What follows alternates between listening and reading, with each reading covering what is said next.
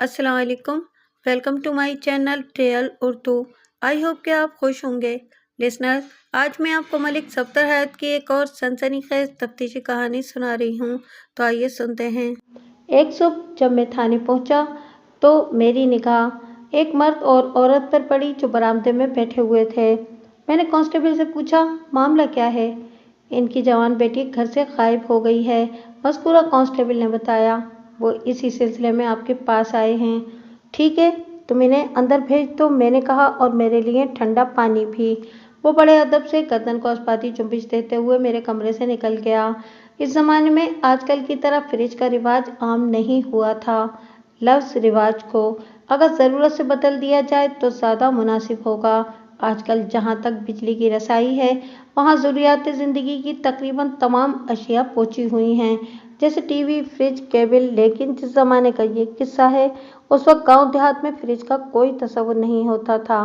मौसम गर्मा में ठंडे पानी के हुसूल के लिए मिट्टी के घड़े और मटके वगैरह इस्तेमाल किए जाते थे। हमारे थाने में भी ठंडे पानी की फराहमी का ये बंदोबस्त मौजूद था। थोड़ी ही देर में ठंडे पानी का गिलास और फरियादी जोड़ा मेरे कमरे में मौजूद थे। मैंने अपने सामने बिछी हुई कुर्सियों की जानिब इशारा करते हुए मुतदिल अंदाज में कहा, बैठ जाओ। लम्हाती तजब्जुब के बाद वो कुर्सियों पर बैठ गए। इनके अंदाज से परेशानी मुतरशा थी। कांस्टेबल की ज़बानी मुझे इतना तो मालूम हो चुका था कि वो अपनी बेटी की गुमशुदगी के सिलसिले में थाने आए हैं। बैठने के बाद वो इज़्तिरारी नज़र से एक दूसरे की तरफ देखने लगे। गालिबन उनकी समझ में नहीं आ रहा था कि बात कहाँ से शुरू करें। मैंने उनकी मुश्किल आसान करते हुए कहा, जी बताएं, आप लोगों का क्या मसला है? सवाली अंदाज में इन्हें देखते हुए मैंने ठंडे पानी का गिलास खाली कर दिया।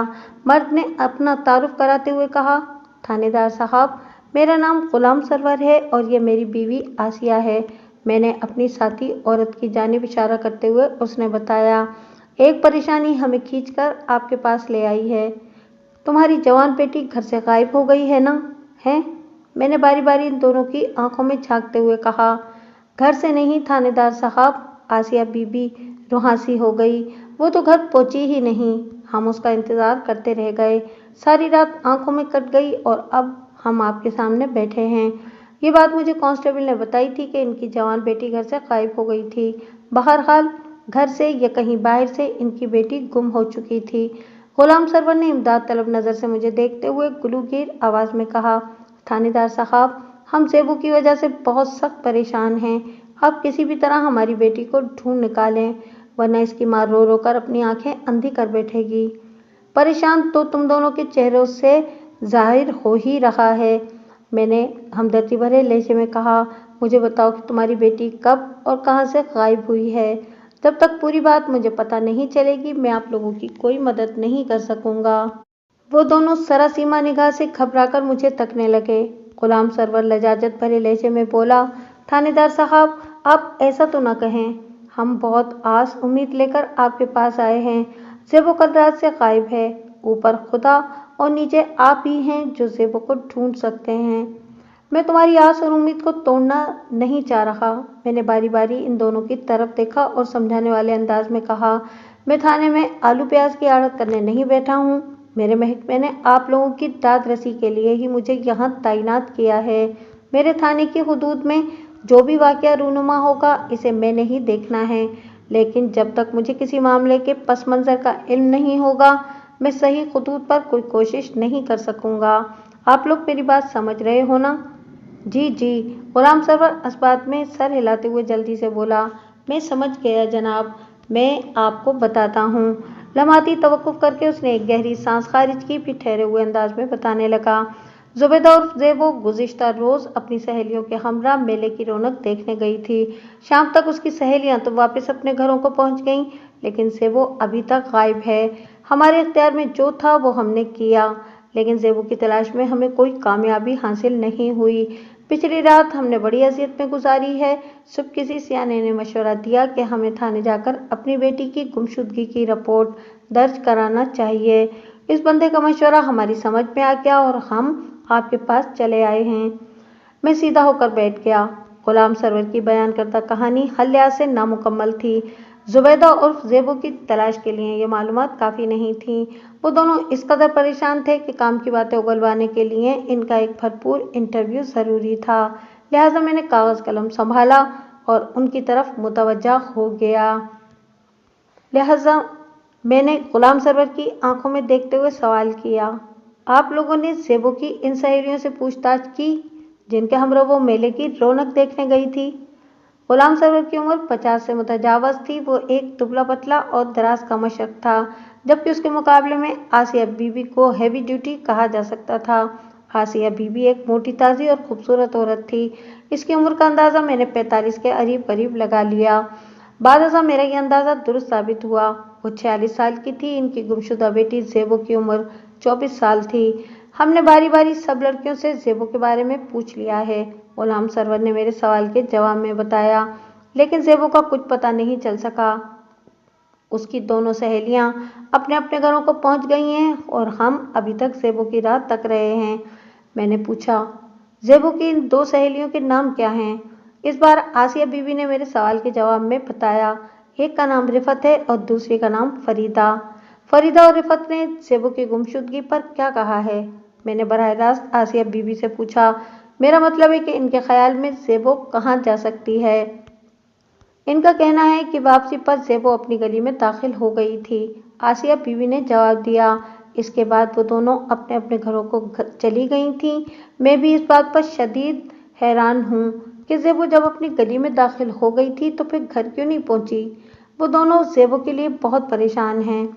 آسیہ بی بی، تمہاری باتوں سے میں یہ سمجھ پایا ہوں کہ رفعت اور فریدہ تمہاری گلی میں نہیں رہتی، میں نے پرسوچ انداز میں کہا، اسی لیے وہ میلے سے واپسی پر زیبو کو اس کی گلی میں داخل کر کے آگے بڑھ گئی تھیں۔ جی ہاں، وہ گردن کو اسباتی جنبش دیتے ہوئے بولی۔ وہ دونوں منڈھورا کلاہی میں رہتی ہیں، لیکن ان کے گھر دوسری گلیوں میں ہیں۔ لمحاتی توقف کر کے اس نے سانس کو ہموار کیا، پھر وضاحت کرتے ہوئے بولی، فریدہ کا گھر ہماری عقبی گلی میں ہے۔ یوں سمجھیں کہ ہمارا گھر فریدہ کے گھر کے ساتھ پچھواڑے سے ملا ہوا ہے۔ دونوں گھروں کی چھتیں آپس میں ملی ہونے کی وجہ سے بذریعہ چھت دونوں سہیلیاں بآسانی ایک دوسرے کے گھر میں آتی جاتی رہتی ہیں، جبکہ رفعت کا گھر 2 گلیاں چھوڑ کر ہے۔ پھر غلام سرور نے مجھے بتایا کہ رفعت کی 3 سال پہلے شادی ہو گئی تھی۔ اس کا 2 سال کا ایک بیٹا ہے۔ یہ بچہ 2 سال پہلے عید کے دن پیدا ہوا تھا، لہٰذا اس کا نام عید محمد رکھ دیا گیا، جو بگڑ کر عید ہو گیا۔ رفعت کے شوہر کا نام مشتاق محمد تھا۔ وہ کوٹ کشال نامی گاؤں میں رہتا تھا۔ آج کل رفعت اپنے میکے منڈھورا کلاں آئی ہوئی تھی۔ کوٹ کشال میں مشتاق کریانے کی دکان چلاتا تھا۔ میں نے غلام سرور سے پوچھا، کیا زیبو کی شادی ہو چکی ہے؟ یہ سوال میں نے ایک خاص مقصد سے پوچھا تھا، ورنہ اب تک جو حالات میرے علم میں آ چکے تھے ان کی روشنی میں بڑے واضح انداز میں دیکھا جا سکتا تھا کہ گمشدہ زیبو غیر شادی شدہ تھی۔ غلام سرور نے نفی میں گردن ہلائی اور کہا، نہیں جناب، کیا وہ منگنی شدہ ہے؟ میں نے سوال کیا۔ اس نے ایک بار پھر نفی میں گردن ہلا دی۔ میں نے پوچھا، اس کی کہیں بات وغیرہ چل رہی تھی؟ ابھی تک اس قسم کا کوئی باقاعدہ سلسلہ شروع نہیں ہوا تھا، اس نے میرے استفسار کے جواب میں بتایا۔ سلسلہ تو شروع ہو ہی جاتا، لیکن زیبو کے باپ کی وجہ سے معاملہ کھٹائی میں پڑ جاتا ہے، آسیہ بی بی نے شکایتی نظر سے غلام سرور کی طرف دیکھتے ہوئے کہا۔ غلام سرور کی وجہ سے؟ کیوں؟ میں نے خاصے تیز لہجے میں سوال کیا۔ آسیہ بی بی کی بات نے مجھے چونکا دیا تھا۔ اس نے ایک بار پھر غلام سرور کی جانب دیکھا اور میرے سوال کے جواب میں بتایا، پچھلے 4 سال میں 5-6 گھروں سے زیبو کے رشتے آئے ہیں، مگر غلام سرور نے صاف منع کر دیا۔ یہ کیا بات ہوئی؟ میں نے الجھا زدہ نظر سے باری باری ان دونوں کی جانب دیکھا۔ لوگ تو اللہ کا شکر ادا کرتے ہیں جو کسی اچھی جگہ سے بیٹی کا رشتہ آ جائے۔ غلام سرور کہتا ہے کہ زیبو تو ابھی بچی ہے، اس کی شادی کی ایسی بھی کیا جلدی ہے؟ آسیہ بی بی نے برا سا منہ بناتے ہوئے کہا۔ ہاں، میں ایسا ہی سمجھتا ہوں، غلام سرور ایک لفظ پر زور دیتے ہوئے بولا۔ میری نظر میں زیبو ابھی کم سن ہے۔ بولتے بولتے اس کی آواز گلوگیر ہو گئی۔ اس نے ایک افسردہ سانس خارج کی، پھر اپنی نم آنکھوں کو ہاتھ کی پشت سے صاف کرتے ہوئے بولا، آہ، میری زیبو کہاں چلی گئی؟ میں اسے کدھر تلاش کروں؟ زیبو غلام سرور کی اکلوتی اولاد تھی۔ تھوڑی دیر کے بعد جب غلام سرور کی حالت قدرے سنبھل گئی تو میں نے سوالات کے سلسلے کو آگے بڑھاتے ہوئے کہا، غلام سرور، اچھی طرح سوچ کر بتاؤ، کہ इससे पहले भी कभी ज़ेबो घर से गायब हुई है? नहीं जनाब, उसने नफ़ी में जवाब दिया।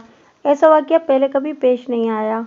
तुम लोगों की किसी से कोई खारबाजी तो नहीं है? मैंने पूछा। हरगिज़ नहीं जनाब, उसने पूरी कतईयत से जवाब दिया। हमारी किसी से कोई दुश्मनी नहीं जो ज़ेबो की गुमशुदगी को इस तनाज़ुर में देखा जाए। तुम्हारे दूसरे रिश्तेदार कहाँ रहते हैं? मैंने उसकी आंखों में झांकते हुए सवाल किया। मेरा मतलब है कि मंढोरा कलां के अलावा। उसने आले दुआले के 3-4 गांव के नाम गिनवा दिए और कहा, हमारे तमाम रिश्तेदार इन्हीं गांव में आबाद हैं। क्या ज़ेबो इन्हीं में से किसी रिश्तेदार के घर तो नहीं चली गई? मैंने एक इम्कानी बात को जहन में रखते हुए सवाल किया। सवाल ही पैदा नहीं होता थानेदार साहब, वो पुरवसूख लहजे में बोला। वो हमें बताए बगैर क्यों खामोशी से अकेली नहीं जा सकती, और वो भी शाम के वक्त? नामुमकिन। वैसे भी ये सारा पिंड मंढोरा कलां से काफ़ी फासले पर हैं। ये मेरे पेशे का तकाजा है कि मुझे अपने पास आने वाले मुसीबत ज़दा अफराद से हर नौइयत के सवालात पूछने पड़ते हैं, लिहाजा मेरी किसी बात का बुरा मनाने की ज़रूरत नहीं। मैंने बारी बारी दोनों के चेहरों के तासुरात का जायज़ा लेने के बाद ठहरे हुए लहजे में कहा, फिर गुलाम सरवर की बीवी की जानिब देखते हुए इन अल्फाज में इजाफा किया, आसिया बीबी, मैं तुमसे एक इंतहाई नाजुक सवाल करना चाहता हूँ। उम्मीद है कि तुम सच्चा और खरा जवाब दोगी। वो उलझनज़दा अंदाज में मुझे देखते हुए बोली, आप पूछे थानेदार साहब, मैं आपसे कुछ नहीं छुपाऊंगी। क्या ज़ेबो किसी लड़के को पसंद करती थी? मैंने सनसनाते हुए लहजे में इस्तफसार किया। वो दोनों हरासा नज़र से मुझे तकने लगे। मैंने इनके इत्मीनान की खातिर कहा। मेरे सवाल ने इन्हें मुस्तरिब कर दिया था। मैं ये सवाल करने के लिए मजबूर हूँ, लेकिन आप लोगों को परेशान होने की ज़रूरत नहीं। इस वक्त हमारे बीच में जो भी गुफ्तगू हो रही है, इसका तज़किरा किसी चौथे तक नहीं जाएगा। थानेदार साहब, मैं बड़ी से बड़ी कसम खाकर ये कहने को तैयार हूँ कि ज़ेबो के साथ ऐसा कोई मामला नहीं था। वो किसी भी लड़के को नहीं चाहती थी। मैंने कुरैत का अमल जारी रखते हुए पूछा, क्या गांव का कोई लड़का ज़ेबो को पसंद करता था? थानेदार साहब, गुलाम सरवर ने बड़े एतमाद के साथ कहा, हमारी ज़ेबो के साथ ऐसा कुछ भी नहीं था कि वो किसी से या कोई उससे प्यार की पींगें बढ़ा रहा हो। हाँ, जैसा कि आसिया ने आपको बताया है। लम्हाती तवक्कुफ करके उसने गहरी सांस खारिज की, फिर अपनी बात मुकम्मल करते हुए बोला, ज़ेबो के बाकायदा कई घरों से रिश्ते आते रहे हैं, लेकिन इनमें से कोई मेरे मयार पर पूरा नहीं उतरा, इसलिए मैंने इनकार कर दिया। उसके अलावा और कोई बात नहीं है। ठीक है। मैंने उसकी आंखों में देखते हुए असबात में गर्दन हिलाई और पूछा, क्या मैं जान सकता हूँ कि तुमने अपने होने वाले दामाद के लिए अपने जहन में क्या मयार कायम कर रखा है? बस जी, वो मेहनती हो, मेरी ज़ेबो को कमा कर खिला सके, इसका ख्याल रख सके, उसने जवाब दिया। और वो बोलते बोलते रुका तो मैंने कहा, क्या अब तक ज़ेबो के जितने भी रिश्ते आए हैं, वो तमाम लड़के निखट्टू या हडरम थे, जो तुमने इन्हें अपनी फर्जंदी में लेने से इनकार कर दिया? ऐसी बात नहीं है थानेदार साहब, वो बेबसी से बोला। फिर कैसी बात है? मैंने कतरे सख्त लहजे में दरियाफ्त किया। थोड़ी देर पहले और पर पहुंचकर तुम्हारे रिकॉर्ड की सुई अटक क्यों गई थी? तुम मुझे क्या बताना चाह रहे थे जो अचानक रुक गए? वो जनाब, मैं ये कह रहा था कि वो नदामत आमेज अंदाज में वजाहत करते हुए बोला, मैं ऐसे दामाद की तलाश में हूँ जिसके आगे पीछे कोई ना हो, या फिर वो इंतहाई मुख्तसर ख़ानदान रखता हो। दरअसल मैं ज़ेबो को अपनी निगाह से दूर नहीं करना चाहता। मैं समझता हूँ कि अगर वो ब्याह कर मुझसे दूर हो गई तो मैं उसके बगैर जिंदा नहीं रह पाऊँगा। अपनी बात के इख्तिताम पर वो बेहद जज्बाती हो गया था। इसके मसले को समझने में मुझे किसी किस्म की कोई दिक्कत या दुश्वारी महसूस ना हुई। इसकी ख्वाहिश की तह में उतरने के बाद मैंने कहा, तो सीधी तरह ये कहो ना कि तुम्हें एक ऐसे लड़के की तलाश है जो घर दामाद बनकर रहने के लिए तैयार हो। जी जी, वो बड़ी सूरत से सर को अस्बाती जुम्बिश देते हुए बोला, आप बिल्कुल ठीक समझे हैं। गुलाम सरवर की ख्वाहिश किसी भी जाविये से गैर इखलाकी और गैर कानूनी नहीं थी, लिहाजा मैंने इसकी मनसूबाबंदी पर कोई तबसरा करने की ज़रूरत महसूस नहीं की। ज़ेबो की गुमशुदगी के हवाले से मैंने मुमकिन सवालात इन मियाँ बीवी से पूछ लिए थे, लेकिन यह हकीकत है कि अभी तक इस केस का कोई सिरा मेरे हाथ नहीं लगा था, जिसे थामकर मैं दूसरे सिरे तक पहुँचने की कोशिश करता, जहाँ ज़ेबो से मेरी मुलाकात हो जाती। आप लोग कतई परेशान ना हों, मैंने बारी बारी इन दोनों को तसल्ली देते हुए कहा, मैं आपकी बेटी को बाजियाब कराने की हत्तुल इम्कान कोशिश करूँगा, और मुझे उम्मीद है कि इंशाअल्लाह ज़ेबो बहुत जल्द आप तक पहुँच जाएगी। لیکن اس کامیابی کو حاصل کرنے کے لیے آپ کو مجھ سے بھرپور تعاون کرنا ہوگا۔ ہم ہر تعاون کے لیے تیار ہیں تھانے دار صاحب، وہ بیک زبان ہو کر فدویانہ انداز میں بولے۔ آپ حکم کریں، ہمیں کیا کرنا ہے؟ اول آپ اپنے ان تمام رشتہ داروں سے رابطہ کر کے زیبو کے بارے میں معلومات حاصل کریں جن کے پاس اس کے جانے کے امکانات ہیں۔ میں نے گہری سنجیدگی سے انہیں ہدایت کی۔ دوئم، زیبو اپنی جن 2 سہیلیوں کے ساتھ میلہ دیکھنے گئی تھی، آپ کو ان دونوں کے بیانات کا بندوبست کرنا ہے۔ مجھے یقین ہے کہ میں رفعت یا فریدہ کی زبان سے کوئی ایسی بات اگلوانے میں ضرور کامیاب ہو جاؤں گا جو زیبو کی تلاش کے سلسلے میں مددگار ثابت ہوگی۔ تم ان دونوں خواتین کو تھانے تک لانے کا انتظام کر لو گے؟ میں نے یہ سوال براہ راست غلام سرور سے کیا تھا، لہٰذا جواب بھی اسی نے دیا۔ جی سرکار، میں نے سوچ میں ڈوبے ہوئے لہجے میں کہا۔ پھر پوچھا، غلام سرور، تم کرتے کیا ہو؟ میرا ذاتی کام ہے جی، اس نے جواب دیا۔ اس ذاتی کام کی نوعیت کیا ہے؟ میں بوتلوں کا کام کرتا ہوں تھانے دار صاحب۔ پھر میرے استفسار پر غلام سرور نے مجھے بوتلوں والے کام کی تفصیل سے آگاہ کرتے ہوئے بتایا کہ اس نے اپنے گھر میں دیسی کولڈ ڈرنکس بھرنے کی مشین لگا رکھی تھی۔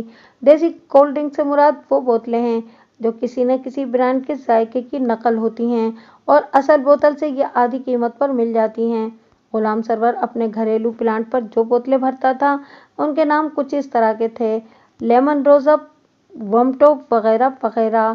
غلام سرور اپنے گھر میں یہ بوتلیں بھرتا تھا، پھر بوتلوں والے ڈالے کریٹ سائیکل پر لاد کر مختلف دکانوں پر سپلائی کرتا تھا۔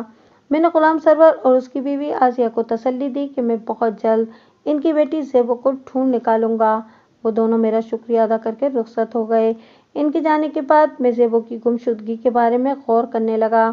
ان دونوں میاں بیوی سے مجھے جس قدر معلومات حاصل ہوئی تھیں، ان سے میری تشفی نہیں ہو سکی تھی۔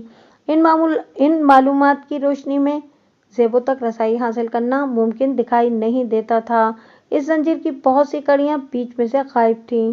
غلام سرور نے مجھے یقین دلایا تھا کہ وہ زیبو کی دونوں سہیلیوں رفعت اور فریدہ کو میرے پاس لے کر آئے گا۔ مجھے امید تھی کہ یہ دونوں خواتین زیبو کے حوالے سے کچھ نہ کچھ ایسا ضرور جانتی ہوں گی جو اس کی تلاش میں میری مدد کر سکتا تھا۔ راحت کی عمر کم اور تکلیف کا دورانیہ ہمیشہ طویل ہوتا ہے۔ یہی فارمولہ موسموں پر بھی لاگو ہوتا ہے۔ پاکستان میں پائے جانے والے موسموں میں موسم گرما کے دن طویل اور موسم سرما کے دن خاصے مختصر ہوتے ہیں۔ موسم سرما میں دن کا آغاز ہونے کے تھوڑی ہی دیر بعد پتہ چلتا ہے کہ رات کی آمد ہے، جبکہ موسم گرما کے دن کو گزارنا پہاڑ کاٹنے کے مترادف ہے۔ سحر کے بعد میرے جی میں آئی کہ منڈورہ کلاں جا کر وہاں کے حالات کا جائزہ لوں۔ غلام سرور اور آسیہ بی بی کی فراہم کردہ معلومات اس معاملے کو آگے بڑھانے کے لیے کافی نہیں تھیں۔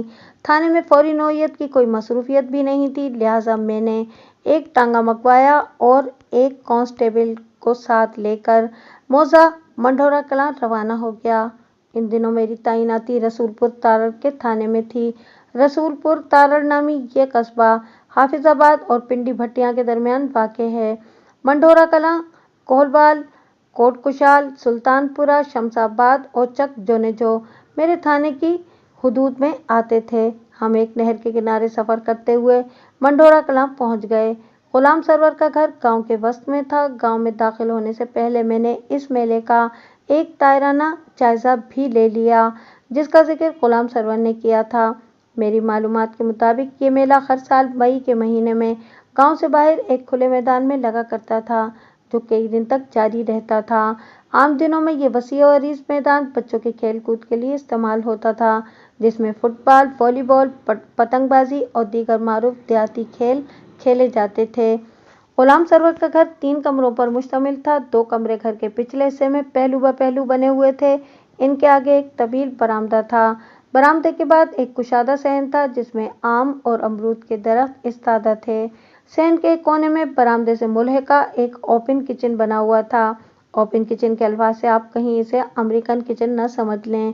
اس سے میری مراد یہ ہے کہ وہ ایک بے در و دیوار چھت والا قدرتی ایئر کنڈیشن باورچی خانہ تھا۔ صحن کے مختلف حصوں میں پانی والے ٹب اور بوتلوں والے خالی اور بھرے ہوئے دونوں قسم کے کریٹ بھی رکھے نظر آ رہے تھے۔ اس گھر کا تیسرا کمرہ مکان کے سامنے والے حصے میں داخلی دروازے کے ساتھ بنا ہوا تھا और इस कमरे में गुलाम सरवर ने बोतलें भरने वाली प्रेशर मशीन लगा रखी थी।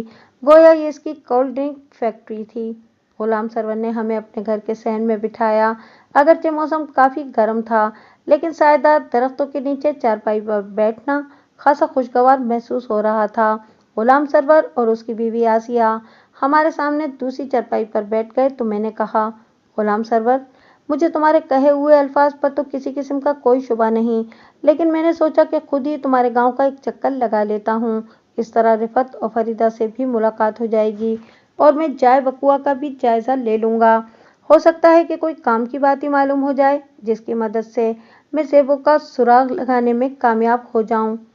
आपने बहुत अच्छा किया जो आ गए, आसिया बीबी सरसराती हुई आवाज में बोली, वरना हमने तो प्रोग्राम बनाया था कि सुबह सुबह आपके पास जाएंगे। मैंने चौंक कर उसकी तरफ देखा और पूछा, ऐसी क्या बात हो गई थी? क्या आप लोगों को मेरे पास आने का प्रोग्राम बनाना पड़ा? बात दरअसल ये है थानेदार साहब, गुलाम सरवर ने ठहरे हुए लहजे में बताना शुरू किया। मैंने कुछ रकम आसिया के पास रखवाई थी, वो पैसे घर से गायब हैं। मैं सीधा होकर बैठ गया। गुलाम सरवर ने बड़ी अहम बात बताई थी। आसिया बीवी ने कहा, हम इसी वजह से आपके पास आना चाहते थे। कितनी रकम गायब हुई है? मैंने तेज लहजे में दरियाफ्त किया। 2000 रुपये, उसने जवाब दिया। 2000? मैंने हैरत भरे अंदाज में दोहराया। मेरी हैरत का सबब यूं था कि जिस जमाने का वाकया मैं आपकी खिदमत में पेश कर रहा हूं, तब 2000 रुपये कोई मामूली रकम शुमार नहीं होती थी। वो बहुत ही भला और सस्ता जमाना था। एक आम आदमी की तनख्वाह 30 से 40 रुपये हुआ करती थी, या ज्यादा से ज्यादा 50-60 रुपये। सोना 70-80 रुपये तोला मिल जाता था। एक दरमियाने साइज के घराने का महीने भर का राशन 10 रुपये में आ जाता था। अब आप खुद ही हिसाब लगा लें कि इस दौर के 2000 रुपये आजकल कितनी मालियत के हामिल थे। आसिया बीवी ने इस बात में गर्दन हिलाई और कहा, जी थानेदार साहब, गुलाम सरवर ने मुझे बताया।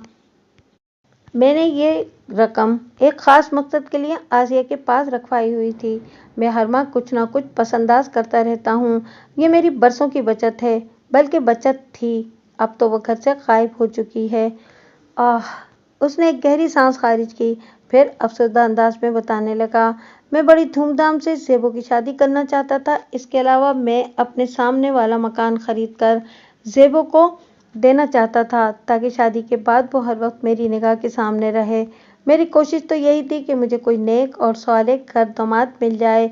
ये मकान खरीद कर ज़ेबों को देने का मंसूबा इस सूरत के लिए था कि अगर ज़ेबों का शौहर हमारे साथ रहने के लिए राजी ना हुआ, तो मैं इन लोगों को सामने वाले घर में बसा दूंगा।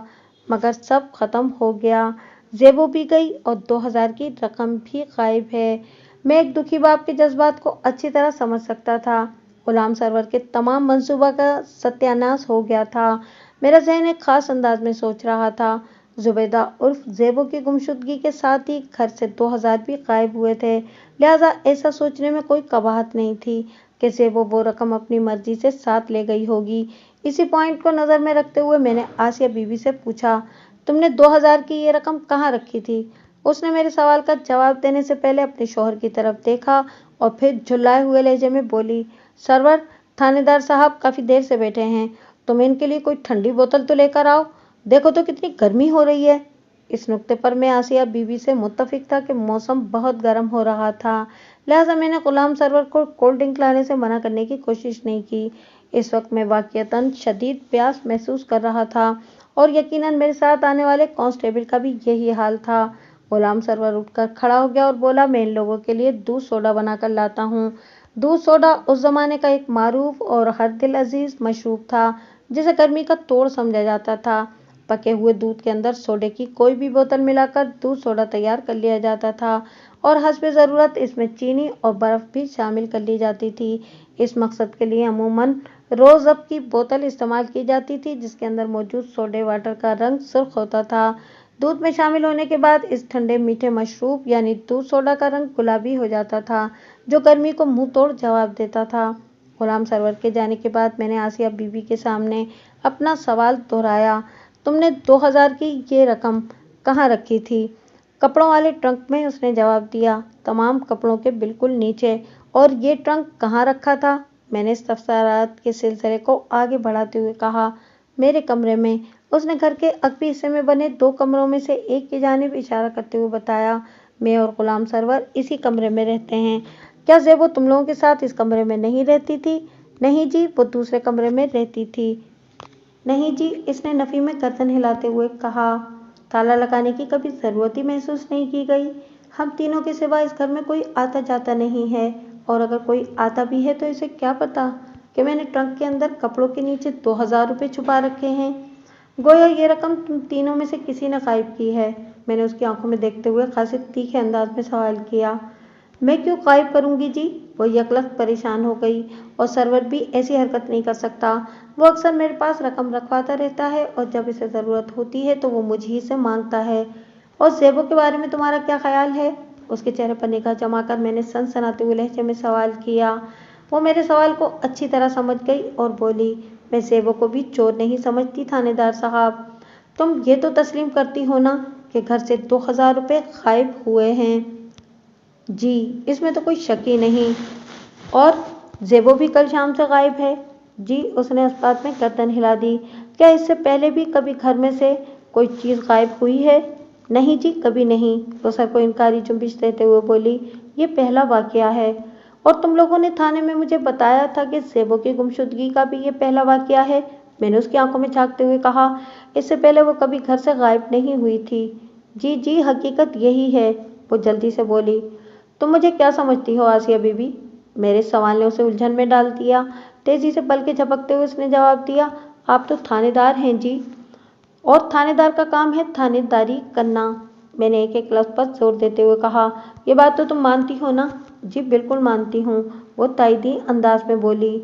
मेरा पेशा यानी ये थानेदारी मुझसे तकाजा करती है कि मैं हालात व वाक़यात को मद्देनज़र देखते रखते हुए मंतकी अंदाज में सोचूं। मैंने बदस्तूर उसकी आंखों में देखते हुए संजीदा लहजे में कहा, और मैं मंतकी तौर पर इस नतीजे पर पहुंच पाया हूँ कि रकम के ग़याब का ज़ेबो की गुमशुदगी के साथ गहरा ताल्लुक है। सादा अल्फाज में तुम ये समझ लो कि जहाँ ज़ेबो गई, रकम भी वहीं गई। मेरा तो दिमाग काम नहीं कर रहा थानेदार साहब। वो दोनों हाथों से अपने सर को थामते हुए बोली। तुम परेशान नहीं हो आसिया बीबी? मैंने हमदर्दी भरे अंदाज में कहा। तुम्हें आज़ुर्दा देखकर गुलाम सरवर भी हिम्मत हारने लगता है।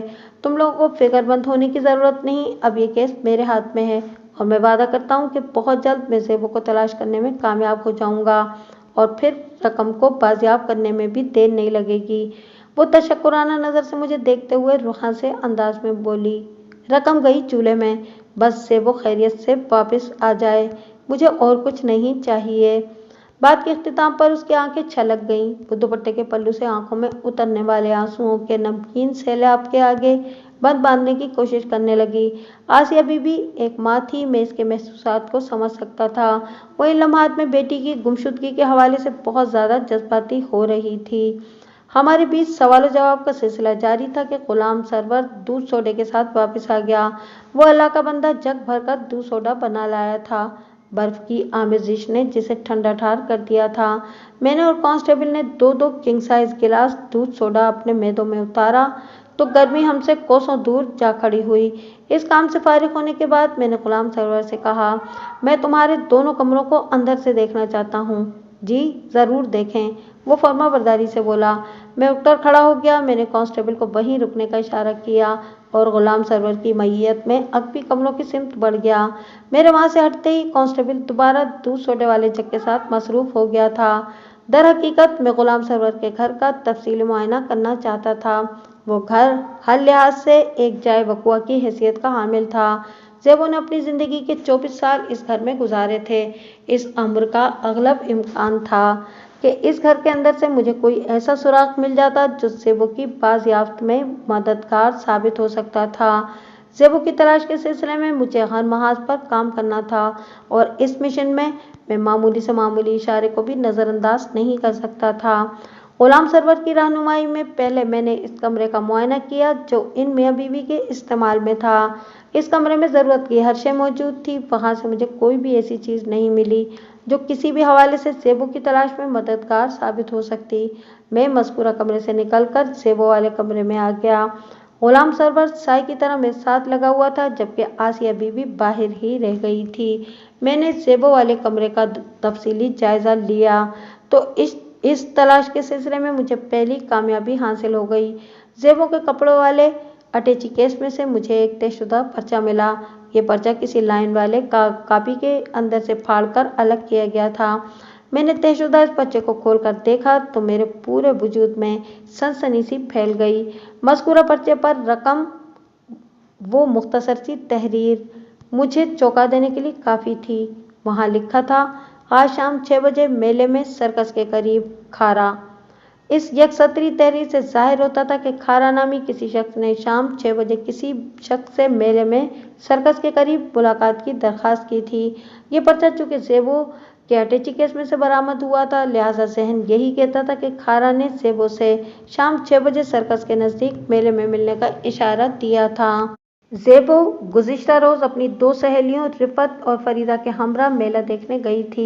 हालत व वाक़ियात की रोशनी में ये पता चलना बाकी था कि ये रुका गुज़िश्ता रोज़ सुबह या दोपहर में खारा की जानिब से ज़ेबो तक पहुंचा था और फिर ज़ेबो खारा से मुलाकात करने मेले की तरफ गई थी। इन लम्हात में मेरा जहन बर्क़ रफ्तारी से काम कर रहा था। मैंने मज़कूरा रुका ग़ुलाम सरवर की जानिब बढ़ाते हुए इस्तफ़सार किया, ये क्या है? जी? वो मेरे इस अचानक सवाल पर बौखला गया और इज़्तिरारी लहजे में बोला, ये कागज़ है जी। तुमने देखा? ये कागज़ मुझे कहाँ से मिला है? मैंने सनसनाते हुए लहजे में दरियाफ्त किया। जी थानेदार साहब, वो इशारे में गर्दन हिलाते हुए बोला, आपने इसे ज़ेबो के अटैची केस में से निकाला है। मैंने मुख्तसर तहरीर वाला वो रुका इसे थमाते हुए पूछा, देखो इसमें क्या लिखा है? उसने मेरे हाथ से वो पर्चा ले लिया, फिर बेबसी से मेरी जानिब देखते हुए बोला, मैं चिट्टा अनपढ़ हूँ जनाब, मैं नहीं जानता इस कागज़ में क्या लिखा है, आप पढ़कर सुनाएं। मुझे उसकी मजबूरी का एहसास हो गया। मैंने फ़ौरन उसकी फरमाइश पूरी कर दी। मज़कूरा रुके की तहरीर से आशनाई के बाद ग़ुलाम सरवर के चेहरे पर ज़लज़ले के आसार नमूदार हुए। वो नदामत आमेज़ अंदाज में मेरी तरफ देखते हुए लरज़ीदा लहजे में बोला, मेरी समझ में कुछ नहीं आ रहा थानेदार साहब, ये सब क्या है जनाब? ये सब ज़ेबो की गुमशुदगी का खुलासा है ग़ुलाम सरवर। मैंने उसकी आंखों में देखते हुए सपाट अंदाज में कहा, किसी खारा ने गुज़िश्ता रोज़ शाम 6 बजे तुम्हारी बेटी ज़ेबो को मेले में सर्कस के नज़दीक मिलने के लिए बुलाया था। मुझे बताओ ये खारा कौन है? खारे का असल नाम इफ्तिखार है जनाब, वो थूक निकलते हुए बोला। ये नज़ीर उर्फ जीरा तेली का बेटा है। जीरा तेली और खारा इधर बंडोरा कलाही में रहते हैं, लेकिन मेरी समझ में ये नहीं आ रहा कि खारा का मेरी ज़ेबो से क्या ताल्लुक़? ताल्लुक़ तो बहुत गहरा है ग़ुलाम सरवर, मैंने एक एक लफ्ज़ पर जोर देते हुए कहा। अगर वाकई तुम्हारी समझ में कुछ नहीं आ रहा तो मैं समझाता हूँ। मैं सांस हमवार करने के लिए रुका। ग़ुलाम सरवर बेशज़्ज़ा नज़र से मुझे तकने लगा। उसकी आंखें हैरत से फटी पड़ रही थीं। मुझे ये अंदाज़ा कायम करने में कतई कोई दुश्वारी महसूस नहीं हुई कि वो अनपढ़ शख्स मामले की तह तक पहुँच चुका था। ताहम उसका दिल ये मानने को तैयार नहीं था कि ज़ेबो का खारा से कोई ताल्लुक़ वास्ता भी हो सकता है। मैंने नहायत ही मुख्तसर अल्फाज में उसे अपने तज्ज़िये से आगाह कर दिया। लेकिन ये कैसे हो सकता है थानेदार साहब? वो नहीब आवाज़ में बोला, मुझे बिल्कुल यकीन नहीं आ रहा। ग़ुलाम सरवर, तुम्हारे यकीन करने या न करने से हकीकत तो नहीं बदल जाएगी। मैंने उसके कंधे पर हाथ रखते हुए नर्म लहजे में कहा, जो होना था वो तो हो चुका, अब ये सोचो कि ज़ेबो को वापस कैसे लाना है। इधर मेरी बात ख़त्म हुई, उधर उसने एक अजीब हरकत की। वो यकायक ज़मीन पर बैठा, फिर मेरे पाँव को थामकर मिन्नत आमेज़ लहजे में बोला, थानेदार साहब, मेरी इज़्ज़त आपके हाथ में है। मुझे एक बाप की बेबसी, बेचारगी और लजाजत पर बहुत तरस आया। वालिदैन पास हालात में किस कदर नादिम और मजबूर हो जाते हैं। ग़ुलाम सरवर की ज़हनी और क़ल्बी कसम पुरसी पर मेरा दिल कट कर रह गया। इन लम्हात में मेरे दिलो दिमाग में सिर्फ एक ही आरज़ू थी कि काश औलाद के अंदर अपने वालिदैन की इज़्ज़त का एहसास जाग उठे। मैंने झुककर ग़ुलाम सरवर को शानों से थाम लिया, फिर ज़ोरे बाजू से उसे खड़ा करते हुए हौसला बख्श लहजे में कहा, ग़ुलाम सरवर, ज़ेबो मेरी बेटी की तरह है। बच्चों से गलतियाँ हो जाती हैं, वो नादानी में गलत कदम उठा लेते हैं या इनका जज्बाती फैसला होता है। इस मरहले पर इन्हें मुतलक एहसास नहीं होता कि वो अपने वालिदैन के चेहरों पर कालक मलकर तारीक राहों की मुसाफरत इख्तियार कर रहे हैं। इन्हें बिल्कुल ये अंदाज़ा नहीं होता कि इनका ये इक़दाम इन्हें तबाही और बर्बादी के गड्ढे में जा फेंकेगा। वो जज्बात की रोह में बहकर अपनी बदकिस्मती पर मोहरे तस्दीक ज़ब्त कर देते हैं, لمحاتی توقف کر کے میں نے ایک گہری سانس خارج کی، پھر اپنی بات مکمل کرتے ہوئے نہایت ہی سنجیدگی سے کہا، لیکن بڑوں کا یہ فرض بنتا ہے کہ وہ چھوٹوں کی کوتاہیوں کو ٹھیک کریں۔ ہم بڑے ہیں، ہمیں اپنے بچوں کی اصلاح کرنا ہے۔ تم فکر نہ کرو غلام سرور، میں بہت جلد زیبو کو ڈھونڈ لوں گا۔ اس کی تلاش کے سلسلے میں کھارے کی شکل میں ایک سرا میرے ہاتھ لگ گیا ہے۔ میں اس ڈور کو تھام کر زیبو اور کھارے تک پہنچ جاؤں گا انشاءاللہ۔ فرط ندامت سے اس کی آنکھوں سے آنسو جاری ہو گئے۔ وہ ممنونیت سے لبریز آواز میں بولا، تھانے دار صاحب، اگر آپ میری بیٹی کو عزت و آبرو کے ساتھ ڈھونڈ کر صحیح سلامت واپس لے آئیں تو میں زندگی بھر آپ کا احسان مند رہوں گا۔ مجھے انسانوں کی عزت و آبرو کی حفاظت کرنا آتا ہے، میں نے ٹھہرے ہوئے انداز میں کہا۔ تم مطمئن ہو جاؤ، تمہاری عزت میری عزت ہے۔ آپ بہت عظیم ہیں تھانے دار صاحب، وہ بھرائی ہوئی آواز میں بولا۔ اللہ میری باقی عمر بھی آپ کو دے دے غلام سرور، میں نے اس کے من و بوجھ تلے دبے ہوئے ضعیف زدہ کندھوں کو تشفی بھرے انداز میں تھپتھپاتے ہوئے مستحکم لہجے میں کہا، عظیم صرف اللہ کی ذات ہے اور ساری تعریفیں اسی پر جچتی ہیں۔ میں تو ادنا سا بندہ ہوں اور اپنی بساط بھر کوششوں میں لگا ہوا ہوں، اور انشاءاللہ تعالی مجھے یقین ہے کہ زیبو بہت جلد تمہارے سامنے ہوگی۔ اللہ آپ کی زبان مبارک کرے تھانے دار صاحب، وہ اپنی بھیگی آنکھوں کو صاف کرتے ہوئے بولا۔ اس وقت ہم دونوں کے سوا اس کمرے میں اور کوئی بندہ بشر موجود نہیں تھا، اور یہ اچھا ہی تھا، ورنہ میں نے اس کیس کو حل کرنے کے لیے زیبو کے اٹے چکے سے جو اہم سراغ ڈھونڈ نکالا تھا وہ کسی تفتیش اور تحقیق کے مرحلے سے گزرے بغیر ہی کسی سنسنی خیز انکشاف کے مانند جنگل کی آگ کی طرح منڈورا قلعہ کے قرب و جوار میں پھیل جاتا، جس کے نتیجے میں مجھے کار سرکار کے حوالے سے مختلف نوعیت کی دقت اور دشواری کا سامنا کرنا پڑتا۔ اسی خدشے کے پیش نظر میں نے کہا، غلام سرور، یہ راز صرف ہم دونوں کے بیچ رہنا چاہیے کہ کھارا اور زیبو کے حوالے سے مجھے کوئی رکا ملا ہے۔ جب تک میں تم سے نہ کہوں تم مختصر تحریر والے اس پرچے کے بارے میں کسی سے ذکر نہیں کرو گے، میری بات سمجھ رہے ہو نا؟ سمجھ گیا سرکار، وہ جلدی سے اسباب میں گردن ہلاتے ہوئے بولا۔ میں نے اس رکے کو طے کر کے اپنی جیب میں رکھا اور اس کی آنکھوں میں دیکھتے ہوئے کہا، غلام سرور، میں نے تمہارے ذمہ ایک کام لگایا تھا، اس سلسلے میں تم نے کچھ کیا؟ کون سا کام؟ کون سا کام تھانے دار صاحب؟ وہ الجھن زدہ نظر سے مجھے تکنے لگا۔ وہ جو میں نے تم سے کہا تھا کہ میں رفعت اور فریدہ کا انٹرویو کرنا چاہتا ہوں، میں نے اسے یاد دلایا۔ کیا تم نے اس کا کوئی بندوبست کیا ہے؟ جی، میں نے ان دونوں کے گھر والوں سے بات کی ہے، وہ ٹھہرے ہوئے لہجے میں بولا، لیکن ایک مسئلہ ہے۔ وہ متذبذب انداز میں رکا تو میں نے پوچھا، کون سا مسئلہ؟ میں نے رفعت کے باپ وزیر علی اور فریدہ کے باپ حکیم بسم اللہ کو آپ کے بارے میں بتایا تھا، وہ وضاحت کرتے ہوئے بولا۔ اس سلسلے میں حکیم بسم اللہ نے ایک درخواست کی ہے۔ کیسی درخواست؟ میں نے چونک کر اس کی طرف دیکھا۔ حکیم بسم اللہ کا کہنا ہے کہ لڑکیوں کو تھانے بلا کر تفتیش کرنا مناسب نہیں، غلام سرور نے منت ریز لہجے میں بتایا۔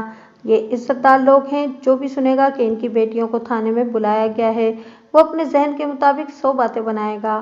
تھانے دار صاحب سمجھدار آدمی ہیں، اگر وہ والدین کی مجبوریوں کا احساس کریں تو پوچھ پرتیت کا یہ سلسلہ حکیم بسم اللہ کے گھر پر رکھا جا سکتا ہے۔ غلام سرور کی بات میں وزن تھا۔ میں نے پوچھا، کیا یہ تجویز حکیم صاحب نے دی ہے؟ جی سرکار، اس نے اسبات میں گردن ہلائی۔ میں نے استفسار کیا، کیا رفعت کا باپ وزیر علی اس تجویز سے متفق ہے؟ 16 آنے متفق ہے جناب، اس نے مضبوط لہجے میں جواب دیا، اور رفعت کا شوہر مشتاق محمد بھی اس تجویز سے پوری طرح مطمئن ہے۔ پھر غلام سرور نے مجھے بتایا کہ کوٹ کشال سے مشتاق آیا ہوا ہے اور ایک آدھ روز میں وہ رفعت اور 2 سالہ بیٹے کو اپنے ساتھ کوٹ کشال لے جائے گا۔ ان کی شادی کو 3 سال ہوئے تھے، ایدو ان کا اکلوتا بیٹا تھا۔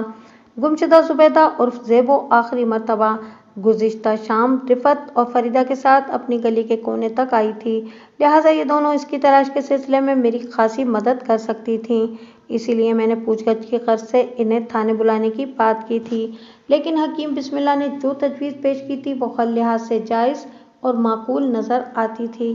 چنانچہ میں نے گہری سنجیدگی سے کہا، غلام سرور، مجھے حکیم بسم اللہ کی تجویز نما فرمائش منظور ہے۔ تم رفعت کو حکیم صاحب کے گھر میں بلا لو، جب تک میں تمہارے گھر کی چھت کی سیر کر لیتا ہوں۔ بہت بہتر سرکار، وہ جلدی سے بولا۔ بات کے اختتام پر وہ الجھن زدہ نظر سے مجھے تکنے لگا۔ میں نے فوراً محسوس کر لیا کہ وہ مجھ سے کچھ کہنا چاہ رہا تھا لیکن کسی خاص وجہ سے رک گیا تھا۔ उसके चेहरे पर और आंखों में हिचकिचाहट को मैं बड़े वाज़ेह अंदाज में देख सकता था। क्या बात है गुलाम सरवर? मैंने टटोलने वाली नज़र से इसे देखते हुए पूछा। तुम कुछ परेशान नज़र आ रहे हो, कोई मसला है क्या? वो लजात भरे अंदाज में बोला। मैं खारा वाले मामले की वजह से डर रहा हूँ। कैसा डर? मैंने दरियाफ्त किया। आप इसे तफ्तीश के लिए थाने बुलाएंगे या इधर गांव ही में पूछताछ करेंगे? जवाब देने के बजाय उसने उल्टा मुझसे सवाल कर डाला। मैं इसके खौफ की तह में उतर गया। फिर तसल्ली आमेज लहजे में कहा, तुम्हें इस हवाले से डरने या फिक्रमंद होने की ज़रूरत नहीं। मैं जो कुछ भी करूँगा बहुत तरीके सलीके से करूँगा। मेरे किसी अमल से तुम्हारी इज्जत पर कोई हर्फ नहीं आएगा। आपका बहुत बहुत शुक्रिया सरकार। वो दोनों हाथ जोड़कर खड़ा हो गया। फिर भराई हुई आवाज़ में बोला, मैं आपके एक एक एहसान को ज़िंदगी भर भुला नहीं सकूँगा। मेरे एहसानात की गिनती में वक्त ज़ाया करने के बजाय अपने अंदर हिम्मत पैदा करने की कोशिश करो गुलाम सरवर। मैंने उसका शाना थपथपाते हुए खुलूस भरे अंदाज में कहा। अगर इंसान हिम्मत का दामन थाम कर रखे तो ज़िंदगी के मसाइल उसके सामने कदम जमाकर खड़े नहीं हो सकते। मुश्किल वक्त को जुर्रतमंदी ही से काटा जा सकता है। अगर इंसान हिम्मत हार कर बैठ जाए तो फिर मुश्किल वक्त उसकी पुश्त पर सवार हो जाता है और उसे कब्र में उतार कर ही दम लेता है। मेरी बात इसकी समझ में बैठ गई। वो बड़ी सूरत से अपने सर को असबाती जुम्बिश देते हुए बोला, जी सर, मैं आपकी नसीहत को हमेशा याद रखूँगा। मैंने गुलाम सरवर को रवाना किया और कांस्टेबल को अपने पास बुला लिया और कहा, माशूक अली, क्या तुम इससे पहले भी मंडोरा कलां आए हो? मज़कूरा कांस्टेबल का नाम माशूक अली और उसके भाई का नाम आशिक अली था। अक्सर लोग इन दोनों भाइयों के नामों पर हैरत का इजहार करते थे और बाज़ अपनी समझ बूझ के मुताबिक इजहार राय भी करते थे। माशूक पस्ता कामत और आशिक दराज कद था। जी मलिक साहब, माशूक अली ने जवाब दिया, मैं कई बार यहाँ आ चुका हूँ। ठीक है, मैंने समझाने वाले अंदाज में कहा। थोड़ी देर के लिए हकीम साहब के घर में मैं मसरूफ़ रहूँगा। इस दौरान में तुमने एक अहम काम करना है। वो हमतन गोश हो गया। हुक्म करें मलिक साहब। मैंने इसे जीरा तेली और उसके बेटे इफ्तिखार उर्फ खारा के बारे में खुसूसी हिदायत दी और गुलाम सरवर की घर की जानिब पड़ गया। हकीम का असल नाम अहमद शुजा था, लेकिन वह हकीम बिस्मिल्लाह के नाम से मंडोरा कलां और गिरदोपेश के तमाम गाँव में मशहूर था और इसकी वजह तस्मीह ये थी कि वो बात बात पर बिस्मिल्लाह के अल्फाज दोहराता रहता था। लिहाजा लोग इसे हकीम अहमद शुजा की बजाय हकीम बिस्मिल्लाह के नाम से जानते थे। ये मेरी हकीम बिस्मिल्लाह से पहली मुलाकात थी। उसकी उम्र 70 से ज़्यादा थी। वो एक पस्ता कामत और माइल बफर भी बदन का मालिक शख्स था। उसके बाल सलामत थे मगर इनमें मुकम्मल सफ़ेदी झलकती थी। यही हाल इसकी दाढ़ी का भी था। इसने टोपी भी सफ़ेद ही लगा रखी थी। हकीम अहमद शुजा ने बिस्मिल्लाह की तकरार से मेरा इस्तकबाल किया, फिर बड़ी नरमी से बोला, मलिक साहब, मैं आपका शुक्रगुजार हूँ जो आपने मेरी तजवीज़ मान ली। इस वक्त मैं हकीम बिस्मिल्लाह की बैठक में बैठा था और वहाँ हम दोनों के अलावा गुलाम सरवर भी मौजूद था। मैंने हकीम साहब की तरफ देखते हुए कहा, जनाब, आपकी तजवीज़ जायज़ और माकूल थी, लिहाजा इसे मानने के लिए मेरे पास कोई जवाज़ नहीं था। इज़्ज़तदार लोग एक दूसरे की इज़्ज़त का भी पास करते हैं। बिस्मिल्लाह, अल्लाह भला करे आपका।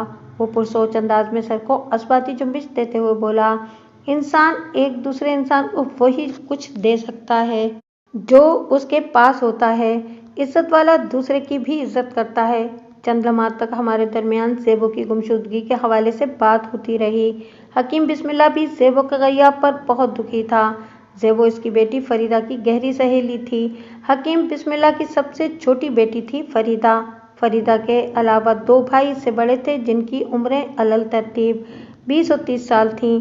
फरीदा कमोबेश 18 साल की थी। मैंने गुलाम सरवर की तरफ देखते हुए पूछा, आपने रिफत को बुलाया है? रिफत अपने खामिद के साथ घर के अंदरूनी हिस्से में मौजूद है मलिक साहब। गुलाम सरवर के बजाय हकीम बिस्मिल्लाह ने जवाब दिया, मेरा ख्याल है कि पहले आप इन लोगों को फारिग कर दें। फरीदा तो अपने घर की बच्ची है, इससे आप बाद में भी पूछताछ कर लीजिएगा। मैंने हकीम बिस्मिल्लाह की बात से इत्तेफाक करते हुए कहा, ठीक है, आप पहली पार्टी को मेरे पास भेज दें। हकीम बिस्मिल्लाह उठकर खड़ा हुआ तो गुलाम सरवर ने सवालिया नज़र से मेरी जानिब देखा। मैं फ़ौरन से पेशतर इसकी निगाह का मतलब समझ गया और कहा, गुलाम सरवर, میں تنہائی میں دونوں خواتین سے پوچھ گچھ کرنا چاہتا ہوں، لہٰذا تمہیں بھی جانا ہوگا۔ وہ منہ سے ایک لفظ نکالے بغیر بیٹھک سے باہر نکل گیا۔ اگلے ہی لمحے رفعت اور مشتاق محمد میرے سامنے موجود تھے۔ رفعت دلکش سراپے کی مالک ایک خوبصورت عورت تھی۔ اس کی عمر کا اندازہ میں نے 25 کے آس پاس لگایا۔ اس کی بنسبت مشتاق محمد بس ایویں ہی سا تھا۔ پہلوئے حور میں لنگور، خدا کی قدرت والا محاورہ شاید ایسے ہی جوڑوں کے لیے بنایا گیا ہے۔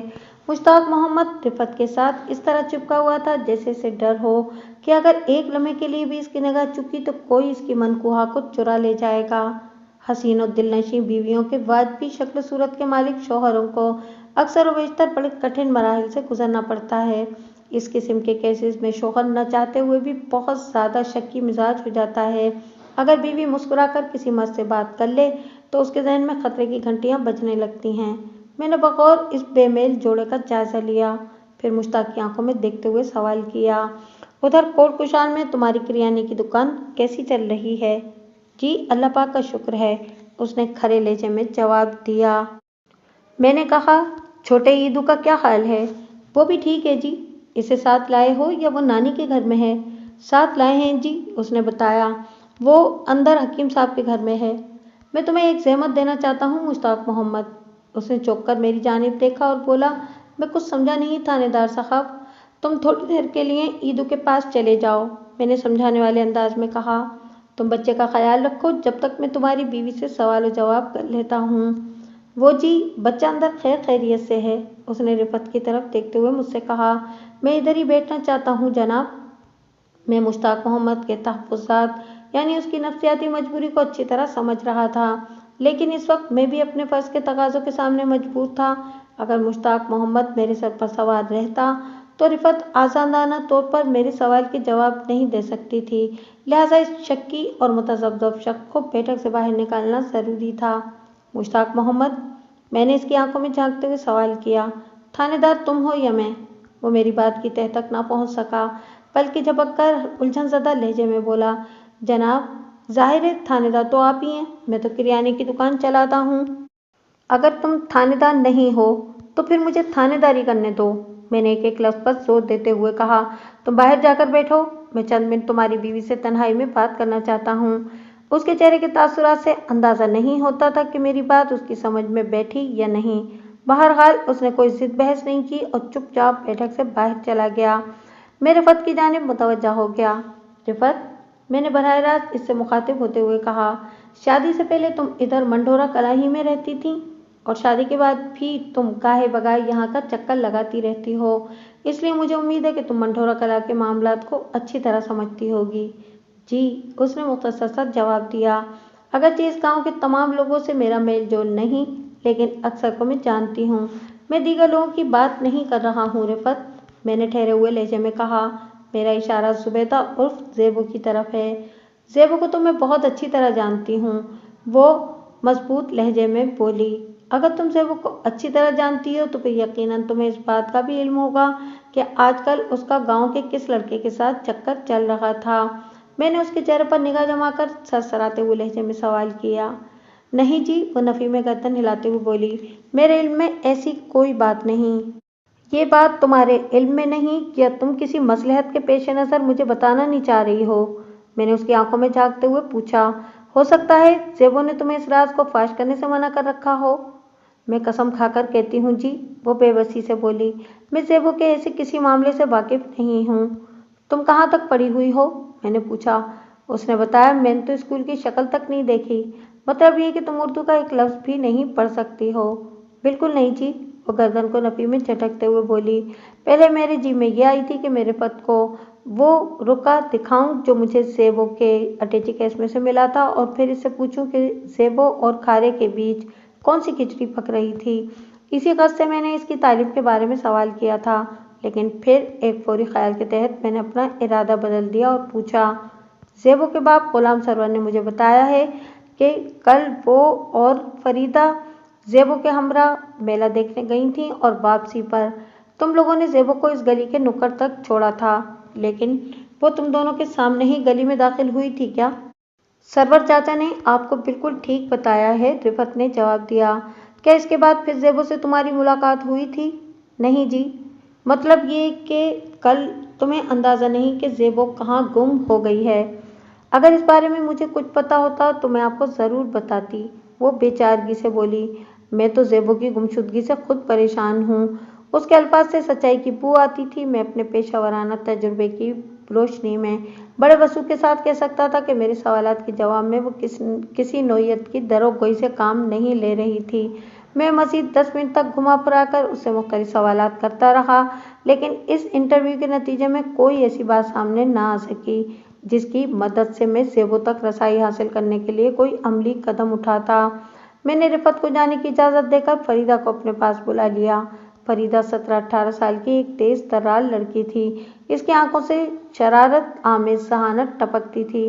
اس کے چہرے پر کسی کھوجی جیسی جھلک تھی۔ فریدہ کا شمار ان لوگوں میں ہوتا تھا جن کے اندر تفتیش، تشکیک، تحقیق اور تجسس کا مادہ کوٹ کوٹ کر بھرا ہوتا ہے۔ مجھے یہ اندازہ قائم کرنے میں ذرا بھی دقت محسوس نہیں ہوئی کہ اس سانولی سلونی لڑکی کے بدن میں ایک بے چین اور مضطرب روح قید تھی۔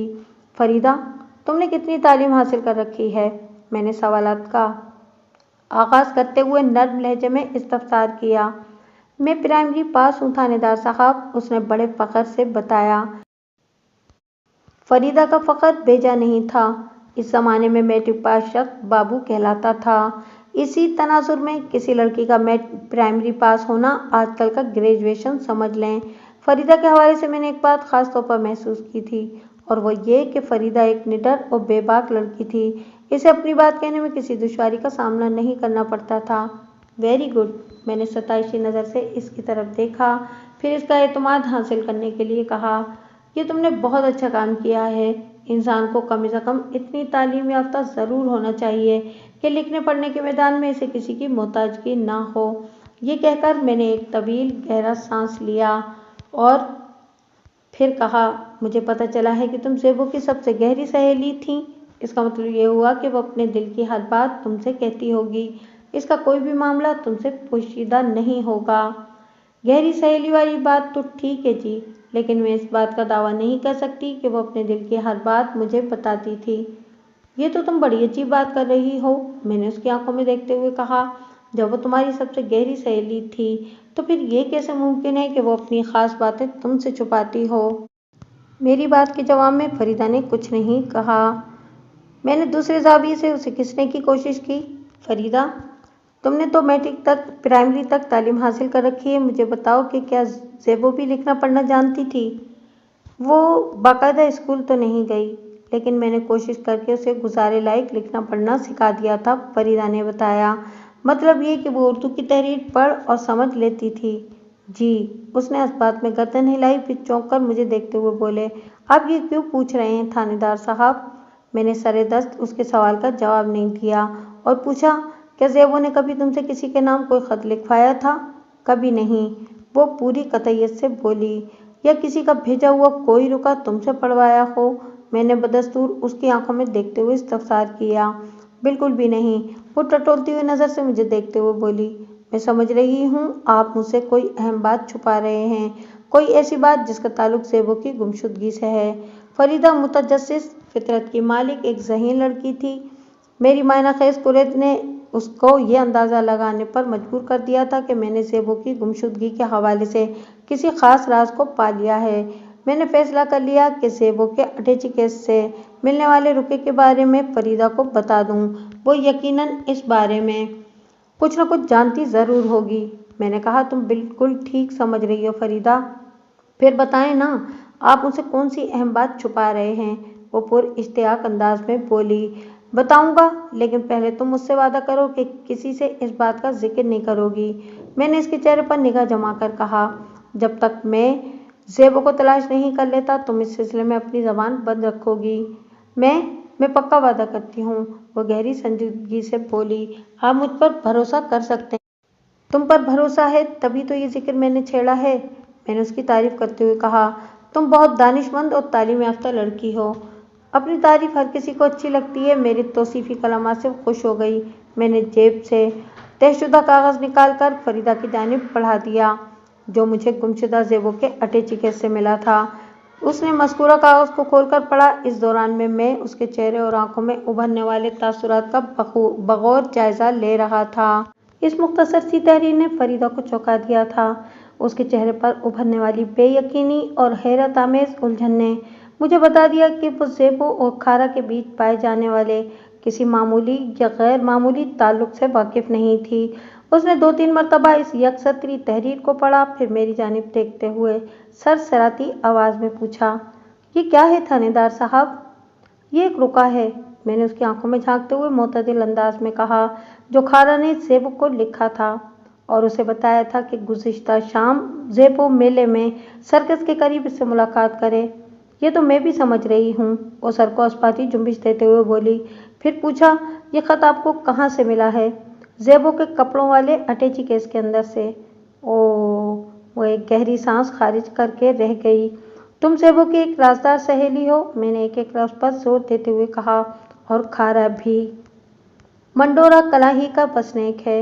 मुझे बताओ, मैं इस बात पर कैसे यकीन कर लूँ कि ज़ेबो और खारा के इश्क के पेचा से तुम वाकिफ़ नहीं हो?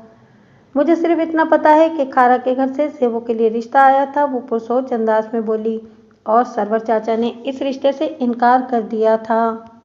बाकी आपने जिस इश्क के पेचा का जिक्र किया है, ऐसी कोई बात मेरे इल्म में नहीं है। अगर आपको मेरी बात का यकीन ना हो तो मैं बड़ी सी बड़ी कसम खाने को तैयार हूँ। कसम खाने की ज़रूरत नहीं बेटी, मैंने नर्म लहजे में कहा, मुझे तुम्हारी बात का भरोसा है, मगर तुम खुद बताओ, इस ख़त की मुख्तसर सी तहरीर क्या पैगाम दे रही है? मैं आपकी बात से इत्तफाक करती हूँ थानेदार साहब, वो गंभीर अंदाज में बोली, लेकिन हकीकत यह है कि मैं ज़ेबो के किसी ऐसे चक्कर की खबर नहीं रखती।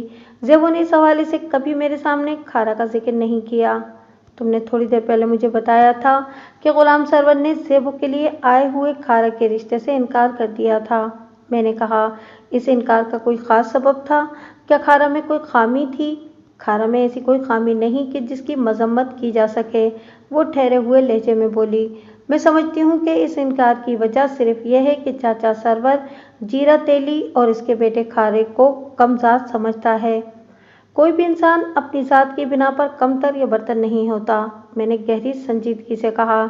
इंसान का अमल और किरदार इसके आला और अदना होने का तयन करता है। आप ठीक कहते हैं थानेदार साहब, वो अजीब से लहजे में बोली, पर चाचा सरवर को कौन समझाए? इस लम्हे को मैं चंगी तरह समझाऊंगा, मैंने ठोस अंदाज में कहा, लेकिन पहले मैं ज़ेबो को बाजियाब कर लूँ। फिर मैंने अचानक सवाल किया, मेरा देखे जाने का आइडिया ज़ेबो का था ना? जी हाँ, ये प्रोग्राम उसी ने बनाया था, वो जल्दी से बोली। मैं गहरी सोच में डूब गया।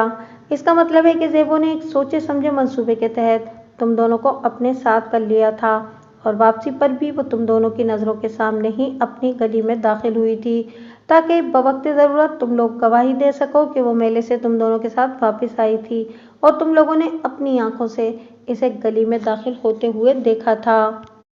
आपकी बातों से तो ऐसा ही लगता है जी, वो मायना खेज नज़र से मुझे देखते हुए बोली। ज़ेबो बहुत ही घुनी लड़की है थानेदार साहब, इसने ना तो किसी को खारे वाले मामले की हवा लगने दी और ना ही हमें ये महसूस होने दिया कि वो किसी ख़ास मकसद के लिए मेला देखने की जिद कर रही थी। अब मेरी समझ में आ रहा है कि इसने मेले में, इसने बोलते बोलते अचानक खामोशी इख्तियार की। तो मैं चौंक उठा। मैंने इज़्तिरारी अंदाज में सवाल किया, अब तुम्हारी समझ में क्या आ रहा है? ज़ेबो ने मेले में एक अजीब हरकत की थी। कैसी हरकत? मैंने जोर देकर पूछा। हुआ कुछ यूँ थानेदार साहब, वो पुरख्याल अंदाज में वजाहत करते हुए बोली, मेले में मुख्तलिफ अशिया खुर्दनोश के अलावा रोज़मर्रा के इस्तेमाल की चीज़ों के स्टॉल भी लगे हुए थे। हम इन स्टॉल्स पर फरोख्त होने वाली मुख्तलिफ अशिया का जायज़ा ले रहे थे कि चूड़ियों वाले एक स्टॉल पर हमें महसूस हुआ कि ज़ेबो हमारे साथ नहीं है। हमने, यानी मैंने और रिफत ने, एक दूसरे से पूछा कि ज़ेबो कहाँ गायब हो गई। हम दोनों के पास इस सवाल का जवाब नहीं था। हम इसकी तलाश में इधर उधर निगाहें दौड़ा ही रहे थे कि वो हमें सर्कस वाले तंबू की तरफ से आती दिखाई दी। करीब पहुंचने पर हमने जब इससे पूछा कि वो कहाँ मर गई थी, तो उल्टा उसने हम पर चढ़ाई कर दी। उसका इसरार इस बात पर था कि हम उसे अकेले छोड़कर आगे बढ़ गए थे। हम इस वक्त चूड़ियों वाले जिस स्टार पर खड़े थे, सर्कस वाले तंबू इसके अकब में थे, यानी हम लोग सर्कस को पीछे छोड़कर यहाँ पहुँचे थे। मैंने घूर कर इसे देखा और सजनिश भरे अंदाज में कहा, ہم نے تمہیں نہیں چھوڑا بلکہ تم خود ہی ہوشیاری سے پیچھے رہ گئی تھیں۔ رفعت نے بھی اسے لتاڑا۔ تم تو الٹا چور کوتوال کو ڈانٹنے والی بات کر رہی ہو۔ ہمارے انداز سے زیبو گھبرا گئی اور لکنہ زدہ لہجے میں وضاحت کرتے ہوئے بولی، وہ مجھے ایک اسٹال پر ململ کے دوپٹے نظر آئے تو میں انہیں دیکھنے کے لیے رک گئی تھی۔ جب میں نے نگاہ اٹھائی تو تم دونوں مجھے دکھائی نہیں دیں۔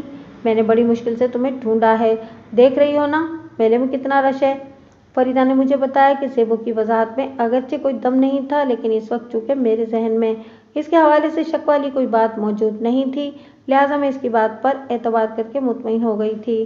مگر لمحاتی توقف کر کے اس نے گہری سانس خارج کی، پھر اپنی بات مکمل کرتے ہوئے بولی، اب یہی لگ رہا ہے کہ زیبو نے ہم سے جھوٹ بولا تھا اور انہوں نے یہ پروگرام بنایا تھا کہ زیبو ہمارے ساتھ میلے سے واپس جائے گی اور جب ہم اس کی گلی میں داخل کر کے اسے آگے بڑھ جائیں گے تو وہ طے شدہ پروگرام کے مطابق دوبارہ کھارا کے پاس پہنچ جائے گی۔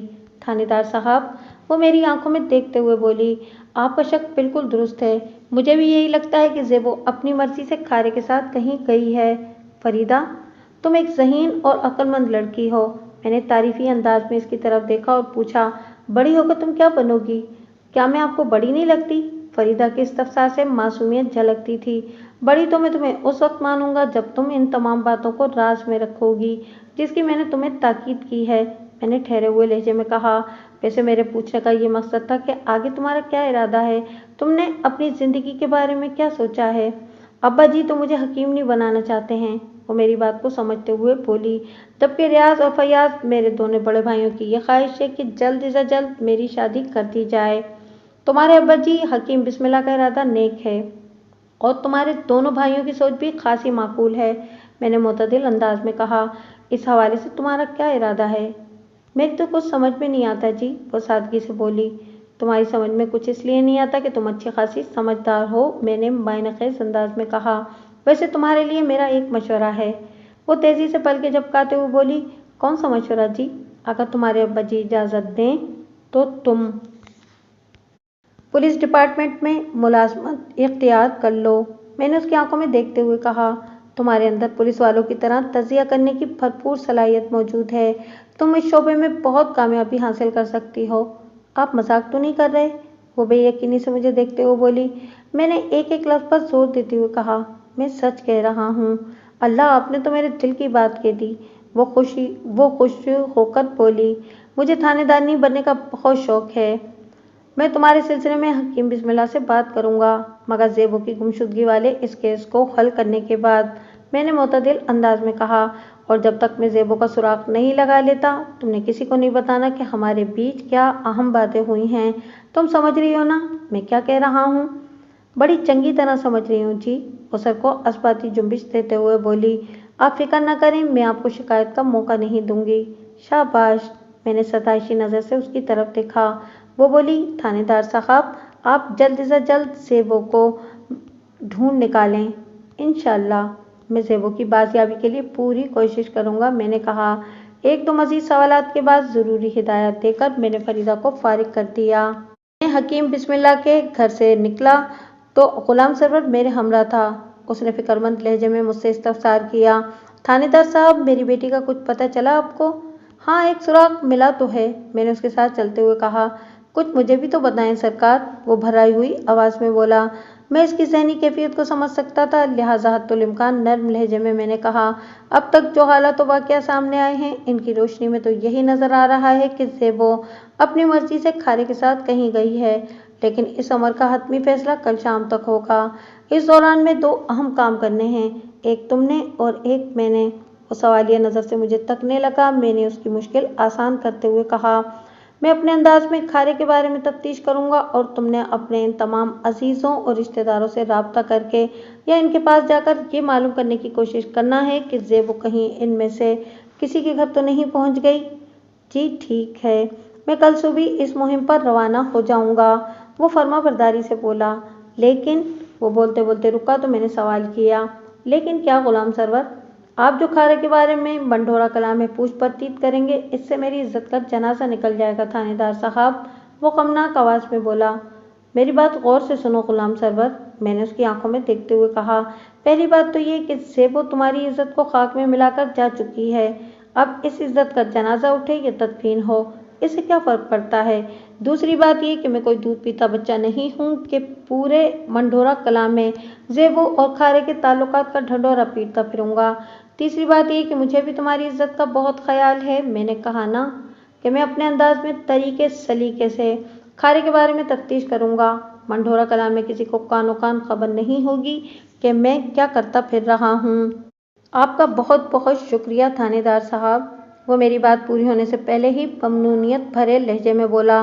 اور آخری بات، میں نے اس کی بات پر توجہ دیے بغیر تاکیدی لہجے میں کہا، تم بھی ان معاملات میں اپنی زبان کو بند ہی رکھنا، سمجھ گئے نا؟ جی میں سمجھ گیا، وہ اس بات میں گردن ہلاتے ہوئے بولا۔ میں نے پوچھا کہ تم نے زیبو کے لیے آنے والے جن 5-6 رشتوں کی بات کی تھی، کیا ان میں افتخار عرف کھارا تیلی کا رشتہ بھی شامل تھا؟ جی، اس نے مختصر سا جواب دیا۔ کیا کھارا اوباش، آوارہ، نکھٹو اور نکما لڑکا ہے؟ میں نے چبھتے ہوئے لہجے میں پوچھا۔ نہیں جی، وہ نفی میں گردن جھٹکتے ہوئے بولا، ایسی تو کوئی بات نہیں۔ پھر اس کے رشتے سے انکار کی وجہ؟ وہ جی، ایک تو وہ ذات کا تیلی ہے، وہ اپنی سوچ کے مطابق وضاحت کرتے ہوئے بولا۔ دوسرے اس کا خاندان بہت بڑا ہے، کھارے کے 6 بھائی اور 5 بہنیں ہیں۔ وہ میرے معیار پر پورا نہیں اترتا تھا۔ میرا جی تو یہی چاہ رہا تھا کہ ذات پات کے معاشرتی نظام کے حوالے سے اسے کھری کھری سناؤں، لیکن وہ اس وقت جس جذباتی صدمے سے دوچار تھا، اس کا تقاضا یہی تھا کہ فی الحال میں کوئی ایسی سخت بات نہ کروں جس سے اس کی ذہنی اور قلبی اذیت میں اضافہ ہو۔ لہٰذا میں نے نرم لہجے میں کہا، غلام سرور، تم جس بندے کو گھٹیا ذات اور کم نسل سمجھتے تھے، تمہاری بیٹی نے اسی شخص کا انتخاب کر کے تمہاری آنکھیں کھولنے کا سامان کر دیا ہے۔ اب یہ تمہاری مرضی ہے کہ اپنی ذاتی انا کی تسکین کے لیے تم آنکھیں بند کر کے خواب خرگوش کے مزے لیتے رہو۔ وہ ہکا بکا مجھے تکتا چلا گیا۔ باتیں کرتے ہوئے ہم ٹانگے کے قریب پہنچ گئے۔ غلام سرور کی سمجھ میں نہیں آ رہا تھا کہ میری لتاڑ کے جواب میں کیا کہے، اور میں چاہتا بھی نہیں تھا کہ وہ لازمی کوئی جواب دے۔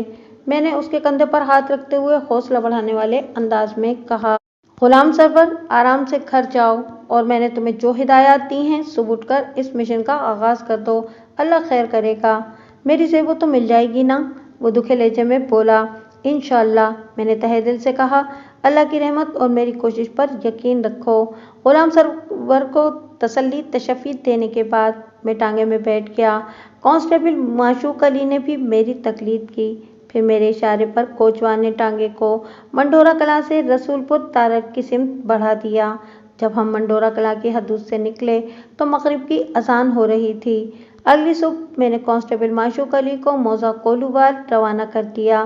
گزشتہ شام جب میں حکیم بسم اللہ کی بیٹھک میں رفعت اور فریدہ کا انٹرویو کر رہا تھا تو اس وقت مذکورہ کانسٹیبل منڈھورا کلاں میں گھوم پھر کر میرے حکم کی تعمیل میں مصروف تھا۔ میں نے کھارا کے بارے میں مکمل معلومات حاصل کرنے کا کام معشوق علی کے سپرد کیا تھا، اور اللہ کے بندے نے بڑے تسلی بھرے انداز میں یہ کام سر انجام دے ڈالا تھا۔ معشوق علی کی تحقیق کے مطابق زیبو کی گمشدگی سے 1 روز قبل افتخار عرف کھارا موضع کولووال چلا گیا تھا۔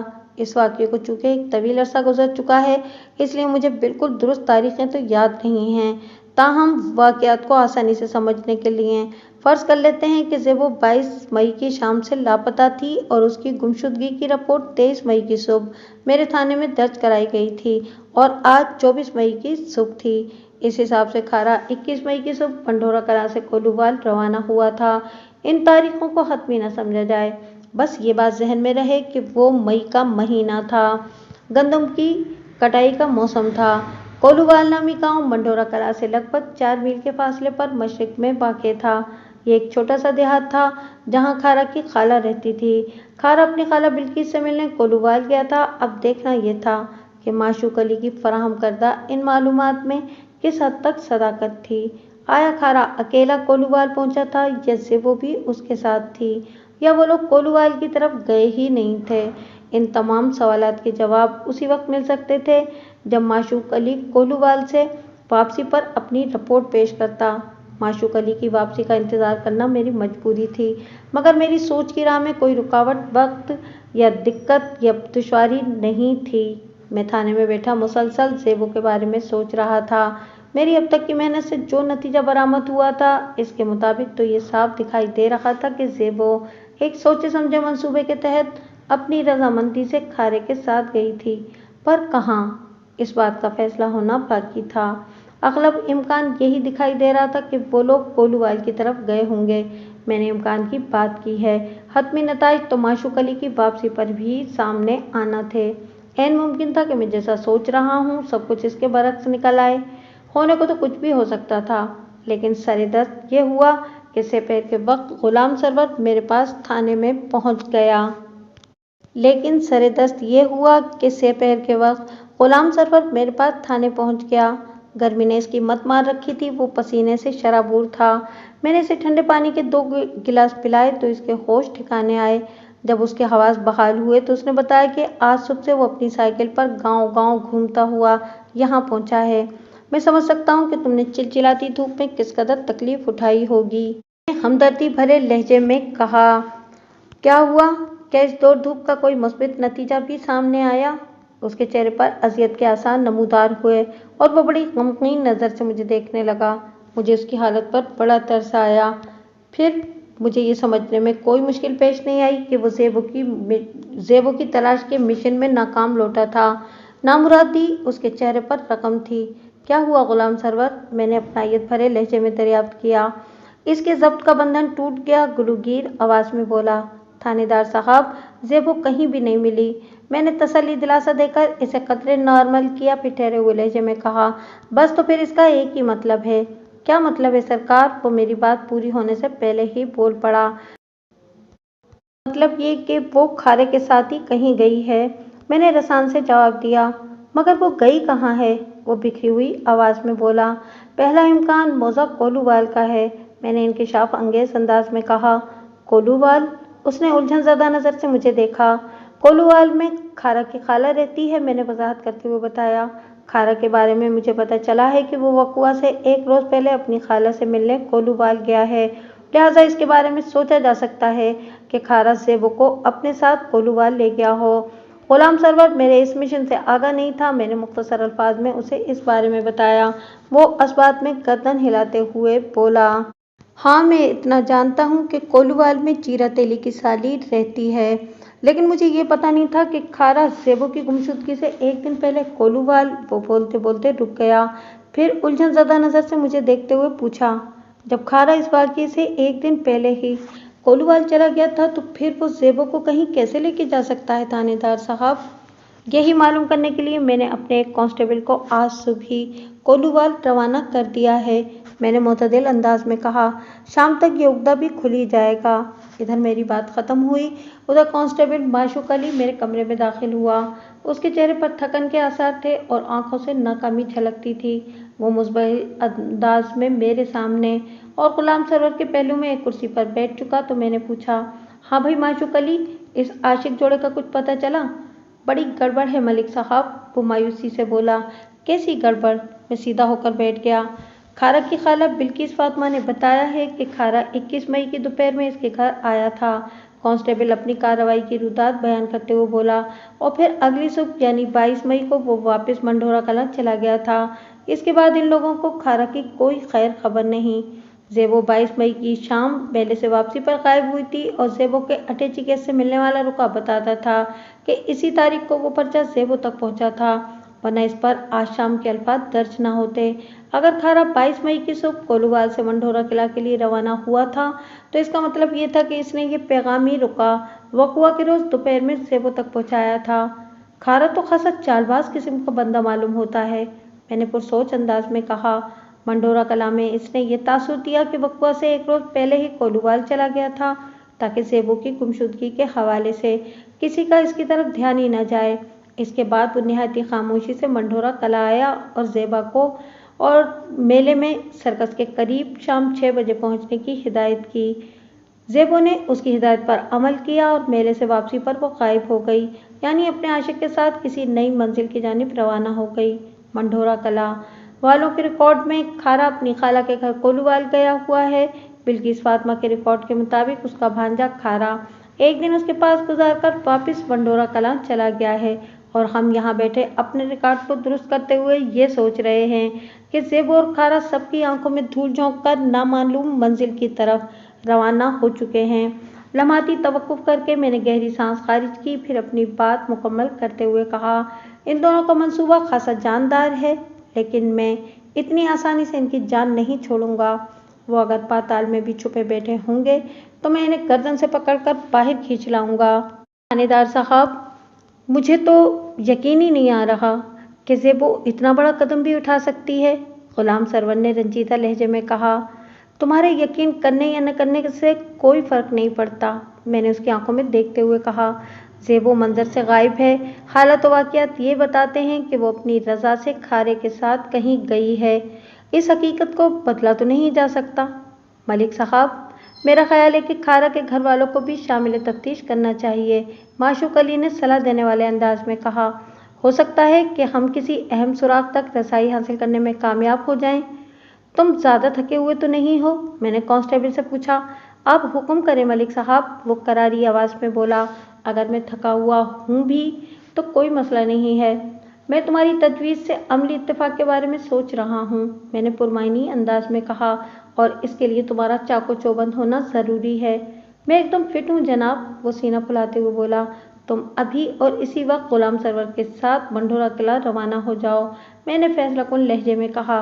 मैं खारा के बाप जीरा तेली या इसके किसी भाई को थाने में देखना चाहता हूँ। मलिक साहब, वो यकलख्त उठकर खड़ा हो गया और बड़े एतमाद से बोला, आपके हुक्म की तामील के लिए मैं बिल्कुल तैयार हूँ। मैंने गुलाम सरवर की तरफ देखते हुए कहा, तुम भी माशूक अली के साथ जाना और अपने घर में आराम से बैठ जाना, परेशान होने की ज़रूरत नहीं। ज़ेबू को तलाश करना मेरी जिम्मेदारी है। मैंने तुम्हारी ख्वाहिश पर ज़ेबू की गुमशुदगी की रिपोर्ट दर्ज कर रखी है। अब मैं खारा के खिलाफ अगवा का मुकदमा दर्ज करने वाला हूँ। तुम बिल्कुल बेफिक्र हो जाओ, ज़ेबू को बाजियाब करना मेरे फ़राइज़ का हिस्सा है। वो मुतमईन होकर माशूक अली के साथ रुखसत हो गया। मैंने एक ASI नेक मोहम्मद को अपने पास बुलाया। नेक मोहम्मद ज़ेबो की गुमशुदगी की तफसीलात से पूरी तरह आगाह था। मैंने उसकी आंखों में देखते हुए पूछा, क्या सुबह 5-6 एहलकार मैसर हो सकते हैं? जी मलिक साहब, उसने इस बात में गर्दन हिलाई और पूछा, आपके जहन में क्या प्लान है? मैं 2-2 पुलिस एहलकारों पर मुश्तमिल 3 छापामार टीमें तश्कील देना चाहता हूँ, मैंने ASI को अपने मंसूबे से आगाह करते हुए बताया। तीनों टीमें अलसुबह थाने से रवाना हो जाएंगी और करीब करीब के तमाम गांव देहात में ज़ेबो और खारा का सुराग लगाने की कोशिश करेंगी। तो मेरी बात समझ रहे हो ना? बहुत अच्छी तरह समझ रहा हूँ मलिक साहब, वो तवाना लहजे में बोला। मैं खुद अपनी निगरानी में आज रात ही 3 टीमें तैयार करके इन्हें सब समझा दूंगा, बल्कि एक टीम में मैं खुद भी शामिल हूँगा। हम सब सादा लिबास में कल तड़के थाने से रवाना हो जाएंगे। शाबाश, मैंने उसके मंसूबे को सराहते हुए सताइशी अंदाज में कहा। उम्मीद है कि कल शाम से पहले तुम मुझे कोई खुशखबरी सुनाओगे। इंशाअल्लाह, वो मजबूत लहजे में बोला। मेरा इरादा तो यही है, मैं आपकी उम्मीदों पर पूरा उतरने की कोशिश करूंगा। थोड़ी देर तक हम ज़ेबो की गुमशुदगी के हवाले से बाहमी इजहार करते रहे। फिर ASI किसी काम से उठ गया। मैं अमूमन इस वक्त तक अपने क्वार्टर में चला जाता था, लेकिन आज मैं जमकर थाने में बैठा हुआ था। मुझे कांस्टेबल माशूक अली की वापसी का इंतज़ार था। वैसे भी मेरा क्वार्टर थाने के अकबी हिस्से में बना हुआ था। लगभग 9:30 बजे माशूक अली मंढोरा कलां से वापस आ गया। वो अकेला नहीं था, नज़ीर उर्फ जीरा तेली भी उसके साथ था। जीरा खासा बरहम नजर आता था। जब वो मेरे सामने हाजिर हुआ तो उखड़े हुए लहजे में उसने मुझसे पूछा, थानेदार साहब, आपने किस कानून के तहत इस वक्त मुझे थाने बुलाया है? थाने बुलाने के लिए किसी टाइम टेबल पर मबनी कोई कानून अभी तक बनाया नहीं गया, मैंने कदरे सख्त अंदाज में कहा। मैं किसी भी शख्स को किसी भी वक्त थाने बुलाने का मजाज हूँ, पर मेरा कसूर क्या है जनाब? मेरे जारहाना तेवर देखकर वो फौरन नरम पड़ गया। हम पहले ही परेशान बैठे थे, ऊपर से आपका सिपाही मुझे पकड़कर थाने ले आया है। ये कोई इंसाफ तो ना हुआ ना? इंसाफ हमेशा किसी मामले के आखिरी मरहले पर किया जाता है जीरा, अभी तो शुरुआत है, मैंने तेज नज़र से उसे घूरते हुए कहा। तुम्हारे कसूर पर हम बाद में बात करेंगे, पहले ये बताओ कि तुम अपने घर में क्यों परेशान बैठे थे, और इस बात की तसल्ली रखो कि मैं इंसाफ के तकाजे पूरे करने में ज़रा सी भी कोताही नहीं करूँगा। वो हमारे घर में चोरी हो गई है, उसने बताया। ओह, मैंने अफसोस भरे अंदाज में गहरी सांस खारिज की और पूछा, ये कब का वाक़या है? सही वक्त का तो पता नहीं जनाब, हमें आज सुबह ही पता चला है। वो मुतसब्सिब अंदाज में बोला, कुछ समझ में नहीं आ रहा कि ये किस किस्म का चोर था जिसने। वो बोलते बोलते अचानक रुका तो मैंने तेज लहजे में दरियाफ्त किया, जिसने क्या? जिसने सिर्फ तलाई जेवरात चुराया है। वो इंकिशाफ अंगेज लहजे में बोला, बाकी घर की हर शे ज्यों की त्यों अपनी जगह पर रखी हुई है, सिर्फ जेवरात गायब हुए हैं। मेरा जहन तेज रफ्तारी से एक खास अंदाज में सोचने लगा। मैंने जीरे तेली से सवाल किया, चोरी होने वाले जेवरात की मालियत कितनी होगी? जीरा की बात सुनकर मेरे कान खड़े हो गए थे। उसने मेरे सवाल के जवाब में बताया, जनाब, इन जेवरात का वजन 15 तोले से ज़्यादा ही था। मेरे ख्याल में लगभग 1,500 रुपये के तो होंगे ही। इनमें कुछ जेवर तो मेरी घरवाली का था, बाकी मैंने बेटी की शादी के लिए तैयार करवाया था। सबका सब चला गया थानेदार साहब। बात के इख्तिताम पर वो अफसोसनाक अंदाज में सर को झटकने लगा। जीरा, परेशान होने की ज़रूरत नहीं, मैंने मजबूत लहजे में कहा। समझ लो कि मैंने तुम्हारे घर से जेवरात चुराने वाले चोर को पकड़ लिया है।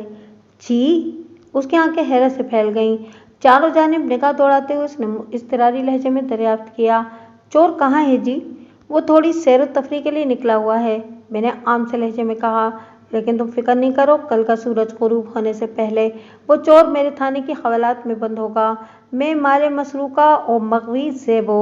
उसे चौंक कर मेरी तरफ देखा और बेसाख्ता उसकी ज़बान से निकला, ये आप क्या कह रहे हैं थानेदार साहब? जीरा, मैंने उसकी आंखों में आंखें डालकर ठहरे हुए लहजे में कहा, जब कोई चोर बाहर से घर के अंदर दाखिल होकर चोरी करता है तो वो नकदी, जेवरात और घर में मौजूद हर कीमती चीज़ को उठा ले जाता है। लेकिन मैंने सांस हमवार करने की गर्ज से लम्हाती तवक्कुफ किया और फिर इजाफा करते हुए कहा, लेकिन जब घर के अंदर बसने वाले किसी शख्स को चोरी का ख्याल आता है तो वो सिर्फ अपनी ज़रूरत की शे ही लेकर जाता है। वो क्या कहते हैं, इस घर को आग लग गई घर के चिराग से। आप बड़ी उलझी हुई बातें कर रहे हैं थानेदार साहब। क्या आप ये कहना चाहते हैं कि हमारे घर के किसी ही अफराद ने जेवरात चुराए हैं? तुम बिल्कुल ठीक समझे हो जीरे, मैंने एक एक लफ्ज़ पर जोर देते हुए कहा। ये तुम्हारे बेटे खारे का ही कारनामा है। वो घर से जेवरात और गांव से गुलाम सरवर की बेटी को अपने साथ ले गया है। मैंने इसी सिलसिले में तुम्हें थाने बुलाया है। लेकिन जनाब, ज़ेबो तो बाद में गुम हुई है, वो कमज़ोर सी आवाज़ में बोला। खारा तो एक दिन पहले ही खाला से मिलने कोलूवाल गया था। क्या खारा कोलूवाल से वापस आ गया है? मैंने झुकते हुए अंदाज में दरियाफ्त किया।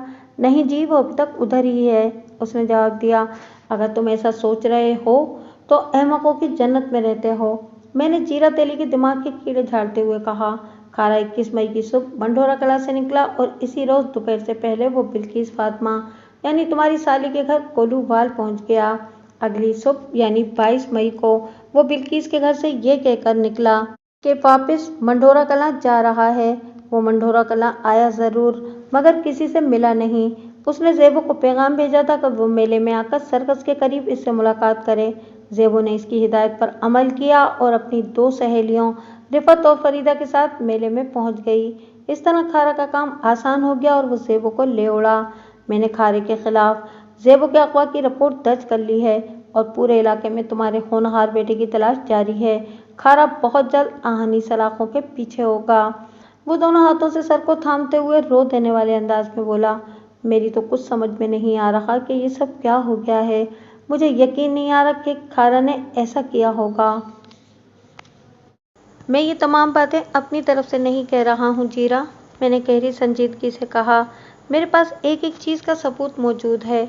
मैंने जिस कांस्टेबल को भेजकर अभी तुम्हें थाने बुलाया है ना, यूसुफ कोलूवाल का दौरा करके आया है और उसने तुम्हारी साली बिल्किस फातिमा से मुलाकात भी की थी। ये सारी मालूमात वहीं से हासिल हुई हैं। और ये देखो, मैंने अपनी मेज़ की दराज खोलकर वो तयशुदा पर्चा निकाल लिया जो मुझे ज़ेबो के अटैची केस से मिला था। मैंने मस्कूरा रुका जीरा तेली की तरफ बढ़ाते हुए कहा, ये तहरीरी सबूत भी देख लो अपने सपूत के करतूत का। वो लिखना पढ़ना जानता था। रुके की मुख्तसर सी एक सतरी तहरीर ने उसके 14 तबक गुल कर दिए। वो बड़ी बेबसी से बोला, ओ खारा, ये तूने क्या कर दिया? खारा ने तो जो किया सो किया। अब मैं उसके साथ जो करूँगा उससे खारे की आने वाली 7 नस्लें भी सबक हासिल करेंगी। सरकार माफ़ कर दें। वो दोनों हाथ जोड़कर गिड़गिड़ाने लगा। खारा नादान है, इसे कोताही हो गई है, आप मेरे बच्चे को बचा लें। तुम्हारा बच्चा कोई सूली नहीं चढ़ा हुआ, जो मैं इसे बचा लूं। मैंने सख्त लहजे में कहा, ऐसे नादानियों और कोताहियों के लिए कानून की किताबों में मुख्तलिफ ताज़ीरें दर्ज हैं। तुम्हारे इस नन्हे मुन्ने मासूम बालक को भी तमाम मराहिल से गुजरना होगा। कानून अमीर गरीब शाहो गधा सबके लिए यकसा है, कोई इसकी पकड़ से बच नहीं सकता। वो कुर्सी से उठा और मेज के नीचे घुसकर मेरे कदमों से लिपट गया। फिर रो रो कर अपने बेटे के लिए रहम की अपीलें करने लगा। मैंने बमुश्किल उससे अपने पांव छुड़ाए और माशूक अली को हुक्म दिया, इस पागल के बच्चे को बाहर निकालो। माशूक अली ने कोशिश करके जीरा तीले को खींचकर मेरी मेज के नीचे से निकाला और दोबारा कुर्सी पर बिठा दिया। इसके दोनों हाथ अभी तक माफी के अंदाज में जुड़े हुए थे और आंखों से आंसू जारी थे। जीरा, तुमने कोलू तो लगा रखा होगा? मैंने पूछा। जी सरकार, वो आजिज़ी से बोला। तेली तेल नहीं निकालेगा तो खाएगा कहाँ से? तुम्हारे कोलू के बेल जब मस्ती करते हैं तो फिर तुम क्या करते हो? मैंने उसकी आंखों में देखते हुए सवाल किया। मैंने कोलू पर एक लंबी सी डांग रखी हुई है, उसने बताया। खरमस्ती करने वाले बेलों की टांगों पर जब दो चार डांगें पड़ती हैं ना, तो वो अलिफ की तरह सीधे हो जाते हैं। डांग दरअसल ना तो लाठी होती है और न ही छड़ी। आप डांग को इन दोनों के करीब करीब की कोई चीज़ समझ लें। मैंने जीरा तेली की बात के जवाब में कहा, कानून भी एक कोल्हू ही की तरह होता है। ये मस्ती करने वाले इंसान नुमा बैलों पर दफात की डांगें बरसाता है। फिर जेल की बुलंदों वाला संगलाख दीवारों के पीछे पहुंचकर ये बेल जैसे अड़ियल और मुंहजोर इंसान अलिफ की तरह सीधे हो जाते हैं। उसने अचानक एक अजीब हरकत की। उसके दोनों हाथ बर्क रफ्तारी से हरकत में आए। फिर उसने अपनी पगड़ी उतारकर मेरे बूटों पर रख दी। इसके बाद वो मिन्नत रेज लहजे में बोला, रहम सरकार, मेरी इज्जत आपके हाथ में है। लानत है ऐसी औलाद पर और गर्क हों इनकी जवानियाँ, जिनके काले करतूतों की वजह से इनके वालिदैन की इज्जत खाक में मिल जाए और इन्हें ऐसी नामाकूल औलाद के लिए दर दर की ठोकरें खाना पड़े। हर किस नाकिस के कदमों पर सर रखकर इनके लिए रहम की भीख मांगना पड़े। मैंने माशूक अली की मावनत से बमुश्किल जीरा तेली को नॉर्मल किया। जब वो अपने हवासों में आ गया तो मैंने इससे पूछा, अब 10 से ज़्यादा का वक्त हो गया है, तुम वापस मंढोरा कलां चला जाओ या इधर थाने ही में तुम्हारे लिए मंजी बिस्तरे का बंदोबस्त करा दूं। थाने में? उसने सरासीमा नज़र से मुझे देखा। डरो नहीं, मैंने तसल्ली भरे अंदाज में कहा, मैं तुम्हें हवालात में बंद नहीं कर रहा। इधर थाने के सहन में तुम्हारे सोने का इंतज़ाम करा दूंगा। नहीं सरकार, वो नफ़ी में सर हिलाते हुए बोला, इधर रसूलपुर तारड़ में मेरा एक दोस्त रहता है, मैं उसके घर में रात गुजार कर सुबह आपके पास आ जाऊंगा। ठीक है, जैसे तुम्हारी मर्जी, मैंने कहा। जीरा तेली के जाने के बाद मैं भी अपने क्वार्टर में आ गया। अगले रोज़ यानी 25 मई की सुबह 3 छापामार टीमें थाने से रवाना हो गईं। इनमें एक टीम में एएसआई नेक मोहम्मद भी शामिल था। ये तमाम पुलिस एहलकार सादा लिबास में थे और उन्होंने गिरदोनवा के तमाम गांव देहात की खाक छान कर खारा और जेबों को तलाश करना था। नेक मोहम्मद ने मुझे बताया था कि वो मौजा कोलूवाल की तरफ जा रहा है। नेक मोहम्मद बहुत ही होशियार और ज़ेरिक पुलिस एहलकार था। मुझे उम्मीद थी कि वो ज़रूर कोई अहम खबर लेकर लौटेगा। 10 बजे के करीब जीरा तेली भी थाने पहुंच गया।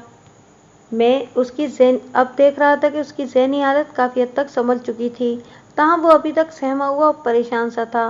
दोपहर के वक्त एएसआई नेक मोहम्मद वापस आ गया। वो मेरी तवक्को के ऐन मुताबिक खासी मुफीद मालूमात के साथ लौटा था।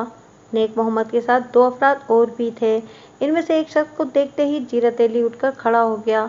मुझे ये समझने में कोई दिक्कत महसूस न हुई कि मज़कूरा बंदा जीरा का कोई शनासा था। नेक मोहम्मद ने मुझसे कहा, मलिक साहब, ये जीरे का साड़ू यानी बिल्किस फातिमा का खामिंद शौकत अली है। इसका इशारा इस बंदे की तरफ था, जिसको देखकर जीरे की आंखों में शनासाई के तासुरात उभरे थे। खारा अपने इसी खालू के घर एक दिन गुजार कर 22 मई की सुबह कोलूवाल से वापस मंढोरा कलां चला गया था।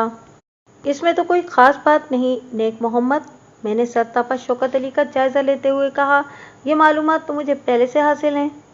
ख़ास बात इस बंदे में है मलिक साहब, नेक मोहम्मद ने अपने साथ आए हुए दूसरे शख्स की जानिब उंगली से इशारा करते हुए इंकिशाफ अंगेज लहजे में बताया।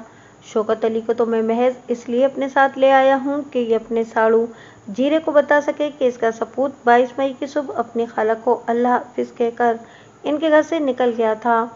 और इस बंदे की क्या खासियत है? मैंने दूसरे शख्स की तरफ देखते हुए एएसआई नेक मोहम्मद से सवाल किया। इसका नाम انور زرگر ہے، نیک محمد نے جواب دیا۔ انور کا تعلق موزہ کولووال سے ہے، وہاں اس کی صرافی کی دکان ہے۔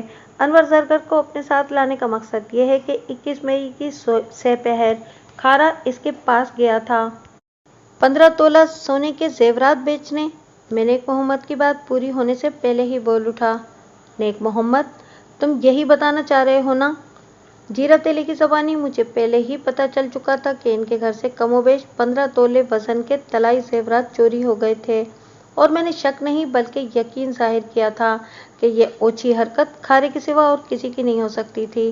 اس تناظر میں جب نیک محمد نے انور زرگر کا تعارف کرایا اور یہ بتایا کہ کھارا اس سے جا کر ملا تھا، تو بے ساختہ 15 تولہ سونے کی فروخت والا سوال میرے منہ سے نکل گیا تھا۔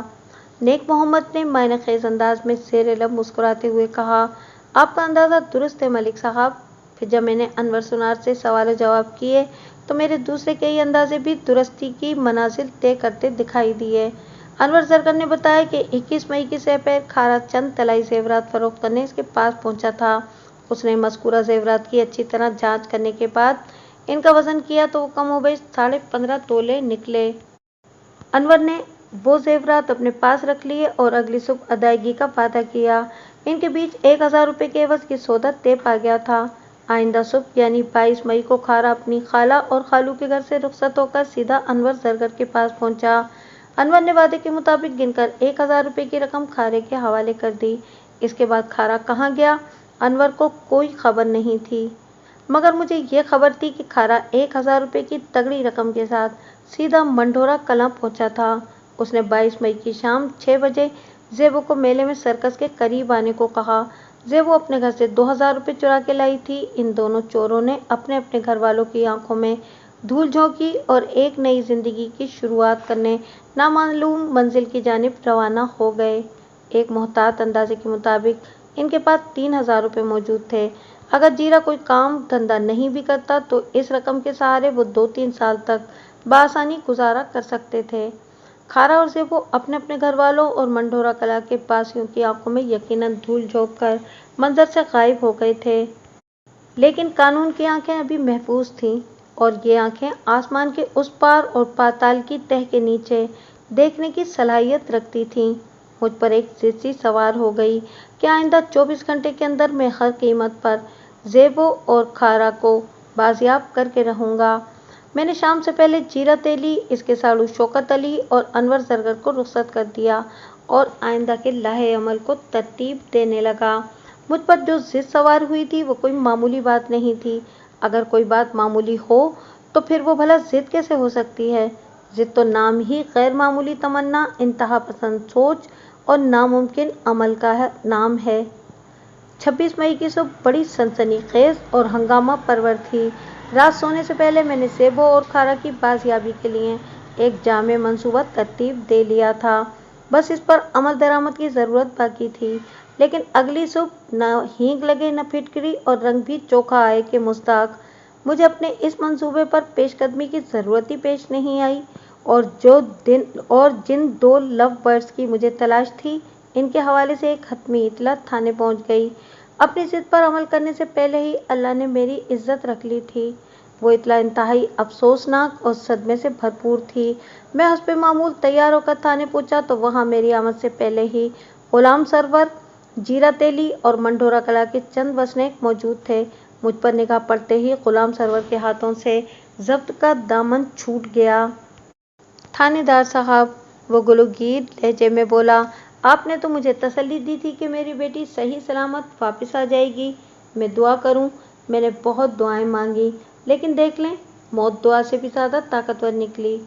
آپ چاہے میرے بیٹے کو کڑی سے کڑی سزا دے دیں، لیکن اسے زندہ کر دیں سرکار۔ جیرت علی دونوں ہاتھ جوڑ کر ڈبڈبائی ہوئی آنکھوں کے ساتھ بولا، آپ کھارا کو زندگی بھر کے لیے جیل میں ڈال دیں، میں اف تک نہیں کروں گا۔ چشم زدن میں یہ بات میری سمجھ میں آ گئی کہ زیبو اور کھارا اب زندہ انسانوں کی دنیا میں باقی نہیں تھے۔ دونوں بدنصیب باپوں کی جذباتی کیفیت کو میں بخوبی محسوس کر سکتا تھا، لہٰذا میں نے کسی بحث و تکرار کی ضرورت محسوس نہ کی اور تسلی تشفی دے کر ان سے حقیقت حال جاننے کی کوشش میں لگ گیا۔ جیرت علی، غلام سرور اور ان کے ساتھ آنے والے افراد نے جو تفصیلات مجھے بتائیں، میں اس کا خلاصہ آپ کی خدمت میں پیش کرتا ہوں۔ جیسا کہ یہ بات آپ کے ذہن میں ہے کہ ان دنوں گندم کی کٹائی چل رہی تھی۔ ارشاد اور طفیل نامی دو افراد حسب معمول اپنی درانتیوں کے ساتھ آج صبح فصل کی کٹائی کے لیے کھیتوں میں پہنچے۔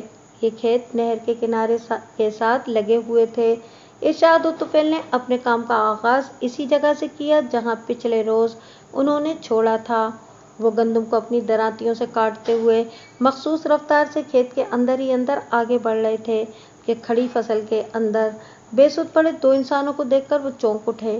انہیں فوراً اندازہ ہو گیا وہ دونوں زندگی کی نعمت سے محروم ہو چکے ہیں۔ ارشاد اور طفیل نے فوراً سے پیشتر کھارا اور زیبو کو پہچان لیا۔ انہوں نے کھیت سے باہر نکل کر شور مچایا تو کھیتوں میں کام کرنے والے افراد وہاں جمع ہو گئے۔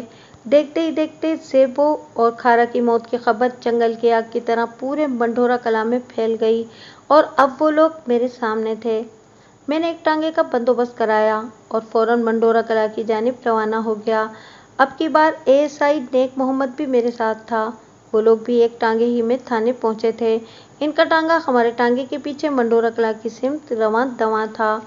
بدن کے آر پار ہونے والی چلچلاتی دھوپ میں میں نے جائے وقوع کا جائزہ لیا۔ جیسا کہ میں نے آپ کو بتایا، جس کھیت سے زیبو اور کھارا کی لاشیں ملی تھیں وہ کھیت نہر کے کنارے کے ساتھ جڑا ہوا تھا۔ کھیت اور نہر کے درمیان ایک کچا راستہ تھا جس پر عموماً ٹانگوں، ریہڑوں، بیل گاڑیوں، سائیکل سواروں اور مال مویشی کی آمد و رفت جاری رہتی تھی۔ ہم بھی اسی راستے پر سفر کرتے ہوئے منڈھورا کلاں پہنچے تھے۔ میں نے دونوں لاشوں کا معائنہ کیا تو مجھے یہ سمجھنے میں قطعاً کوئی دشواری محسوس نہ ہوئی کہ زیبو اور کھارا کو گلا گھونٹ کر موت کے گھاٹ اتارا گیا تھا۔ لاشوں کی حالت بتاتی تھی کہ ان دونوں کو 3-4 روز پہلے قتل کر کے کھڑی فصل کے اندر پھینک دیا گیا تھا۔ قاتل جو کوئی بھی تھا وہ مضبوط ہاتھ پاؤں کا مالک ایک طاقتور شخص تھا، ورنہ اتنی آسانی سے دو انسانوں کی جان لینا کسی عام آدمی کے بس کی بات نہیں تھی، جبکہ ان دو افراد میں ایک نوجوان مرد بھی ہو۔ میں موقع واردات کی کارروائی مکمل کر چکا تو نیک محمد تیز تیز قدموں سے چلتے ہوئے میرے نزدیک آ گیا۔ اس کے چہرے پر دبا دبا جوش جھلک رہا تھا۔ اس نے ایک چیز میری جانب بڑھاتے ہوئے کہا، یہ دیکھیں ملک صاحب۔ میں نے دیکھا وہ چاندی کا ایک لاکٹ تھا جس کی زنجیر ٹوٹ کر لٹک رہی تھی۔ میں نے سنسناتے ہوئے لہجے میں دریافت کیا، یہ تمہیں کہاں سے ملا؟ میری حیرت اور استعجاب کا سبب یہ تھا کہ وہ ایک غیر معمولی سائز کا لاکٹ تھا۔ میرے محتاط اندازے کے مطابق کم و بیش 50 کیرات کا ایک یمنی عقیق اس لاکٹ میں جڑا ہوا تھا۔ یہ عقیق مستطیل شکل کا تھا۔ لاکٹ اور اس کی زنجیر خالص چاندی سے بنے ہوئے تھے اور وہ زنجیر ایک جگہ سے ٹوٹی ہوئی تھی۔ یہ مجھے ادھر سے ملا ہے۔ نیک محمد جائے واردات کے نزدیک ایک جانب اشارہ کرتے ہوئے بولا، مجھے لگتا ہے کہ اس لاکٹ کا قاتل کے ساتھ کوئی کنکشن ضرور ہے۔ مجھے بھی ایسا ہی لگتا ہے نیک محمد، میں نے سوچ میں ڈوبے ہوئے لہجے میں کہا۔ اس لاکٹ پر بھی ریسرچ کرتے ہیں۔ پہلے ان لاشوں کو سرکاری اسپتال پہنچانے کا بندوبست کرنا ہوگا۔ اب تو ان سے بدبو بھی اٹھنے لگی ہے۔ وہ لاشیں 3-4 روز سے اس کھیت کے اندر پڑی ہوئی تھیں، اوپر سے گرمی کا موسم۔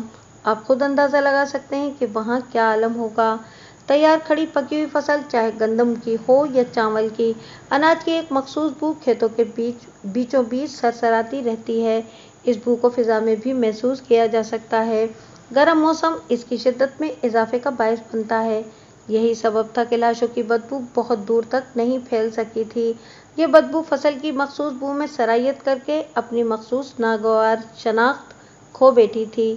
میں نے دونوں لاشوں کو ایک ٹانگے پر لدوایا اور پوسٹ مارٹم کے لیے نیک محمد کی نگرانی میں ضلعی اسپتال روانہ کر دیا۔ اس کے بعد میں موقع پر موجود افراد کی جانب متوجہ ہو گیا۔ جیرت علی، غلام سرور، طفیل اور ارشاد بھی ان افراد میں شامل تھے۔ میں نے ٹوٹی ہوئی زنجیر والا لاکٹ ان سب کو دکھانے کے بعد پوچھا، تم میں سے کوئی اس لاکٹ کو پہچانتا ہے؟ یہ تو میں نے سینڈو کے گلے میں دیکھا تھا، ایک شخص نے انکشاف انگیز انداز میں بتایا۔ کون سینڈو؟ بے ساختہ میرے منہ سے نکلا۔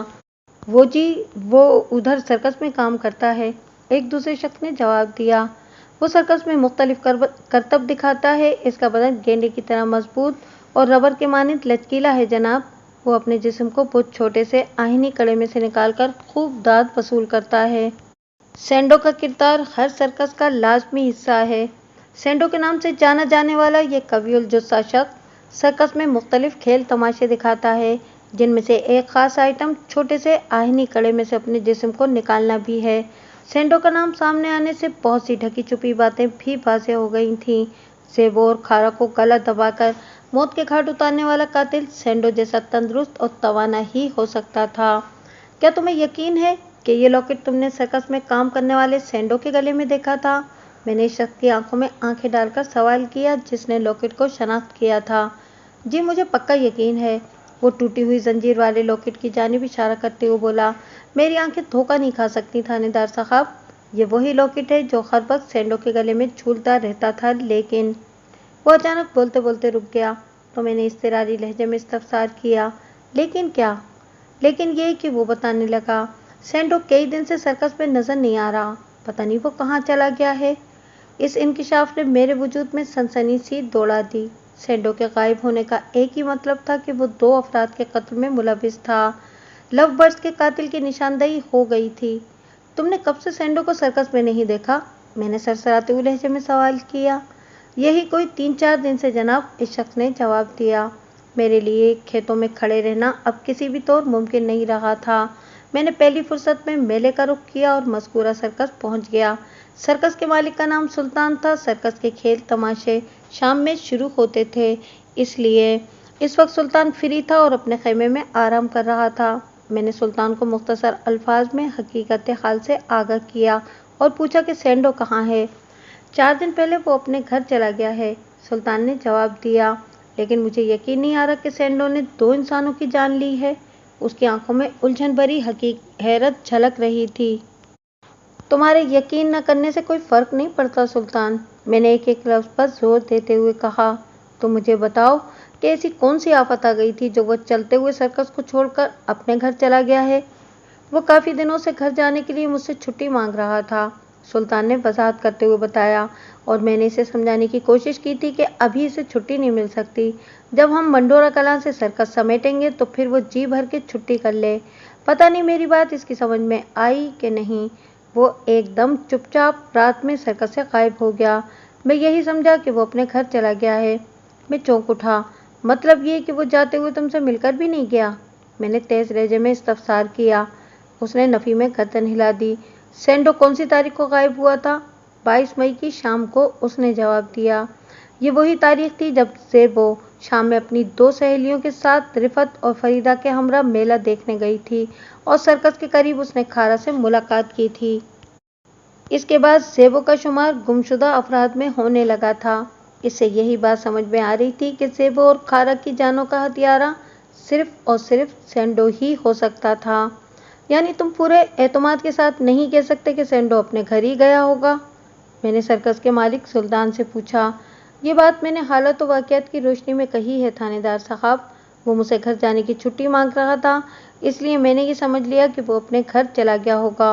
वो मुतदिल अंदाज में बोला। हकीकत क्या है ये तो सिर्फ खुदा ही जानता है। सुल्तान की बात में वज़न था। मैंने कहा, हकीकत से पर्दा मैं खुद उठाऊंगा, तो मुझे सेंडो के घर का पता बताओ। सेंडो पिंडी भट्टियां का रहने वाला है, सुल्तान ने बताया। पिंडी भट्टियां खासा वसी इलाका है, मैंने ठहरे हुए लहजे में कहा। मैं पिंडी भट्टियां के एक एक घर में झाँक कर नहीं देख सकता कि सेंडो वहाँ रहता है या नहीं। मुझे इसके घर की ठीक ठीक लोकेशन बताओ। सुल्तान ने मेरे हुक्म की तामील कर दी। 27 मई की सुबह बड़ी खुशगवार और पुरसुकून थी। मैं मुतमईन जहन के साथ तैयार होकर थाने पहुंचा तो खादिम हुसैन ने सेंडो को मेरे सामने पेश कर दिया। गुज़िश्ता रात मैंने पिंडी भटिया से सेंडो को गिरफ्तार कर लिया था और थाने पहुंचाकर उसे हवलदार खादिम हुसैन की तहवील में इन अहकामात के साथ दे दिया था। खादिम हुसैन, रात का जितना वक्त बाकी है ये तुम्हारी हवलदारी की आजमाइश के लिए काफ़ी होगा। सुबह ये बंदा मुझे टेप की तरह फर फर बोलता हुआ मिलना चाहिए। मलिक साहब, टेप रिकॉर्डर हाजिर है, खादिम हुसैन ने सेंडो को मेरे सामने पेश करते हुए बड़े फ़ख्र से बताया। आप प्ले का बटन दबाएं, ये फर बोलने लगेगा। क्या इसने दोहरे कत्ल का इकबाल कर लिया है? मैंने पूछा। जी मलिक साहब, हवलदार सीने पर हाथ मारते हुए बोला। आपको पता है, मेरी हवलदारी तो पत्थरों को बोलने पर मजबूर कर देती है। ये तो गोश्त का पहाड़ एक इंसान है। बस इसने मेरी फरमाइश पूरी नहीं की। हवलदार ने मायनेखेज़ अंदाज में अपनी बात पूरी की तो मैं पूछे बिना न रह सका। तुमने सेंडो से ऐसी कौन सी फरमाइश कर दी थी? वो अपनी जेब में से चूड़ी के साइज का एक आईनी कड़ा बरामद करते हुए बोला, ये बड़ा सैंडो बना फिरता है ना। मैंने इससे कहा कि तुम सर्कस में लोहे के कड़े में से अपने बदन को गुजारते हो। तुम्हारी कारीगरी को तो मैं उस वक्त मानूंगा जब तुम सर्कस के बाहर यानी हवालात में मेरी निगाह के सामने खुद को इस कड़े के अंदर से गुजार कर दिखाओगे। बात के इख्तिताम पर खादिम हुसैन ने चूड़ी की गोलाई वाले आहिनी रिंग को फजा में लहराते हुए इजाफा किया, इस कड़े में से मलिक साहब। हवलदार की बात सुनकर मेरे लबों पर मुस्कुराहट नमूदार हो गई। मैंने ठहरे हुए अंदाज में कहा, तो इसने तुम्हारी फरमाइश पूरी नहीं की? नहीं जनाब, खादिम हुसैन नफी में गर्दन हिलाते हुए बोला। ओए नामालूम सेंडो की नालायक औलाद, इधर सर्कस में तो तुम बड़े कमालात दिखाते हो, मेरे हवलदार की एक छोटी सी फरमाइश तुमसे पूरी ना हो सकी? थानेदार साहब आप खुद सोचें। सेंडो आजिजाना अंदाज में मुझसे मुखातिब होते हुए बोला, मैं अपने बदन को इस चूड़ी में से कैसे गुजार सकता हूँ? जब तुम दो जीते जागते इंसानों को जिंदगी से गुजार सकते हो तो फिर अपने नापाक बदन को चूड़ी में से क्यों नहीं गुजार सकते? मैंने करख्त लहजे में कहा, ये तस्लीम करते हो ना कि तुमने ही ज़ेबो और खारा को मौत के घाट उतारा है? जी हाँ, उसने नदामत भरे अंदाज में सर को इस्बाती जुम्बिश दी। क्यों? मैंने कड़क लहजे में इस्तफसार किया, तुम्हारी इन दोनों से क्या दुश्मनी थी? कोई नहीं जी, वो कमज़ोर सी आवाज़ में बोला, मैं तो इन्हें जानता तक नहीं था। मैं मंडोरा कला में इससे पहले कभी नहीं आया। फिर तुमने इन बदनसीबों के खून में हाथ क्यों रंगे? मैंने फुनकार से मुशाबा आवाज़ में पूछा। वो जी, वो मैं लालच में आ गया था, वो हिचकिचाहट भरे अंदाज में बोला। मैंने घूर कर इसे देखा, दौलत का लालच ना? बस जी, 3,000 का नाम सुनकर मेरे दिल में लालच पैदा हो गया। वो इकबाल जुर्म पर अपने बयान की तस्दीक की मोहर जब्त करते हुए बोला, मैंने इस शाम सर्कस के तंबू के नज़दीक इन दोनों को बातें करते सुन लिया था। इस वक्त मैं तंबू के अंदर अपने आइटम की तैयारी कर रहा था और इनकी आवाज़ बड़े वाज़ेह तौर पर मुझ तक पहुंच रही थी। इनकी बातों से मुझे ये समझने में कोई मुश्किल पेश न आई कि वो फरार का मंसूबा बना रहे थे। मैंने इनकी सारी प्लानिंग सुन ली। लड़की ने अपनी सहेलियों के साथ वापस घर की तरफ जाना था, लेकिन घर में दाखिल होने के बजाय वापस मेले में आ जाना था। जिस मैदान में ये मेला लगा हुआ है, इसके आखिरी किनारे पर नहर की पुलिया है। लड़के ने वहां बैठकर लड़की का इंतजार करना था। लड़के को मेले के अंदर से गुजरते हुए इस पुलिया तक पहुंचना था। फिर अंधेरा फैलते ही वो दोनों एक नई जिंदगी की तलाश में किसी नामालूम मंजिल की जानिब रवाना हो जाते। मुझे इनकी मंजिल के बारे में कुछ इल्म नहीं था और लड़के ने ऐसा कोई जिक्र भी नहीं किया था। इनकी सारी गुफ्तगू में मेरी तवज्जो सिर्फ एक ही नुक्ते पर लगी हुई थी। कौन सा नुक्ता? मैंने किते कलामी करते हुए पूछा। इन दोनों के पास 3,000 रुपये की एक तगड़ी रकम मौजूद थी, उसने बताया। 2,000 रुपये लड़की अपने घर से चुरा कर लाई थी और 1,000 रुपये लड़के ने कहीं से मारे थे। बस जनाब, इस रकम के हुसूल के लिए मैं लालच में आ गया था। मैंने सर्कस को खैरबाद कहा और इनसे पहले ही नहर वाली पुलिया के नज़दीक खड़ी फसल में छुपकर बैठ गया। फिर जब वो दोनों यके बाद दीगरे इस पुलिया पर पहुंचे तो मैंने अपने मंसूबे पर अमल करते हुए इन दोनों को कत्ल कर दिया और इनकी लाशों को खेतों में छुपाकर मेरा रफू चक्कर हो गया। तुम इस रकम को हथियाने के लिए लालच में आ गए थे और कानून तुम्हें करारे वाकई सज़ा देने के लिए हरकत में आ चुका है। मैंने तुंद लहजे में कहा, अब दुनिया की कोई ताकत तुम्हें फांसी लगने से नहीं बचा सकती, क्या समझे? जनाब, मैं लूटी हुई रकम में से 2,000 रुपये वापस करने को तैयार हूँ, होशियारी से बोला। आप कोई हल्की दफ़ा लगाकर मुझे फांसी से बचा लें, मैं जेल जाने के लिए तैयार हूँ। वो मुझे हल्की दफ़ा लगाने के लिए 2,000 रुपये रिश्वत की पेशकश कर रहा था। इसे कतन इल्म नहीं था कि मलिक सफदर हयात 2,000 क्या 2 लाख या करोड़ में भी बिकने वाला नहीं था। मैंने उसका जहन पढ़ने के लिए घिसाई का अमल जारी रखा। 2,000 रुपये क्यों? मैंने चुपते हुए लहजे में इस्तफसार किया। तुमने तो इन मकतूलीन से पूरे 3,000 रुपये लूटे थे। वो जी, वो 1,000 रुपये मैंने खर्च कर दिए हैं। तुमने 4 दिन में 1,000 रुपये खर्च कर डाले? मैंने बेयकीनी से इसकी तरफ देखा। ऐसा क्या खरीदा तुमने? खरीदा तो कुछ भी नहीं थानेदार साहब। फिर 1,000 रुपये कहाँ चले गए? मैं पिंडी भट्टिया में 3-4 लोगों का मकरूज था, वो वजाहत करते हुए बोला। जैसे ही पैसे मेरे हाथ में आए मैंने सबसे पहले कर्ज अदा किया। अब बाकी 2,000 रुपये बचे हैं। अगर आप मुझे फांसी से बचा लें तो ये 2,000 रुपये मैं आपको देने के लिए तैयार हूँ। ये 2,000 रुपये तो मैं तुमसे ज़रूर वसूल करूँगा, लेकिन अपने लिए नहीं। मैंने इसकी खुशफहमी का जनाजा उठाते हुए कहा, यह रकम जाएगी उसके असल हकदारों के पास। अलबत्ता तुम्हारे लिए मेरे पास एक तोहफ़ा है। तोहफ़ा? वो हैरत भरी नज़र से मुझे तकते हुए बोला। कैसा तोहफ़ा? तुमने 2 इंसानों को मौत के घाट उतारने का संगीन जुर्म किया है सेंडो। मैंने उसकी आंखों में आंखें डालकर सनसनाते हुए लहजे में कहा। इस जुर्म की पादाश में तुम्हें फांसी पर तो लटकना ही पड़ेगा। मैं तुम्हें इस अजीम कारनामे पर मौत का तोहफा पेश करता हूँ। वो रोने गिड़गिड़ाने लगा, अपनी जान बख्शी के लिए मेरी मिन्नत समाजत करने लगा। मैंने उसकी एक न सुनी और हवलदार खादिम हुसैन से कहकर इसे हवालात में बंद करा दिया। इसी रोज़ मैंने इसकी निशानदही पर 2000 रुपये भी बरामद कर लिए। अगली सुबह मैंने बड़े मजबूत चालान के साथ उसे अदालत में पेश कर दिया। सेंडो मेरी तहवील में अपने जुराइम का इकबाल कर चुका था। इसके साथ ही मैंने इससे वसूल होने वाली रकम इस दरख्वास्त के साथ अदालत में चालान के हमरा जमा करा दी। मेरी मोअज़्ज़िज़ अदालत से इस्तदा है कि वो इस रकम को जल्द से जल्द रिलीज़ कर दे ताकि मकतूलीन के वर्सा की हद्दुल मक़दूर अश्कशुई हो सके। पहली ही बाकायदा पेशी पर अदालत ने मज़कूरा रकम मेरे हवाले कर दी ताकि मैं इसे हकदारों तक पहुंचा सकूं। अगले रोज़ मैंने गुलाम सरवर और जीरत अली को थाने बुला लिया। इस दौरान मैं ज़ेबो और खारा को मंडोरा कला के कब्रिस्तान में मनो मट्टी के नीचे दबाया जा चुका था। इन दोनों की हालत काबिल अफसोस हो रही थी। मैंने बारी बारी इनके चेहरों के तासुरात का जायज़ा लिया और माजरत आमेज़ हमदर्दी से कहा, मुझे इस बात का दुख है कि मैं ज़ेबो और खारा को जिंदा सलामत तुम तक नहीं पहुंचा सका, लेकिन इस अमर पर मेरा जहन मुतमईन है कि मैंने इन दोनों के कातिल सेंडो को एक मजबूत केस के साथ जेल की सलाखों के पीछे पहुंचा दिया है। एक आध पेशी में इसके लिए फांसी के अहकाम सादिर हो जाएंगे, लेकिन मैंने तुम दोनों को इस वक्त एक खास मकसद के लिए यहाँ बुलाया है। इन दोनों ने चौंक कर मेरी जानिब देखा। मैंने अपनी मेज़ की दराज में से 2 भूरे रंग के लिफाफे बरामद करते हुए कहा, तुम दोनों की एक एक अमानत मेरे पास रखी है, ये मैं तुम्हारे हवाले करना चाहता हूँ। वो दोनों बदस्तूर उलझनज़दा नज़र से मुझे तके जा रहे थे। मैंने एक एक भूरा लिफाफा इनके हवाले कर दिया। गुलाम सरवर वाले लिफाफे में 1334 रुपये और जीरत तेली वाले लिफाफे में 666 रुपये मौजूद थे। सेंडो ने लूटी हुई रकम में से 1000 ठिकाने लगा दिए थे। बाकी जो 2000 रुपये बचे थे, इस रकम में इन दोनों का हिसाबी निस्बत तनासुब के उसूल के मुताबिक यही हिस्सा बनता था जो मैंने उनके हवाले कर दिया था। इन दोनों ने अपना अपना लिफाफा खोलकर रकम गिनी। फिर गुलाम सरवर ने तीखे लहजे में मुझसे पूछा, थानेदार साहब, क्या ये पैसे मेरे ज़ेबो की ज़िंदगी का नेमुल बदल हो सकते हैं? मैं कागज़ के इन टुकड़ों का क्या करूँगा? जीरत अली दुखी लहजे में बोला, मेरा जवान जहान बेटा चला गया, ये पैसे मेरे दर्द का मदावा नहीं बन सकते।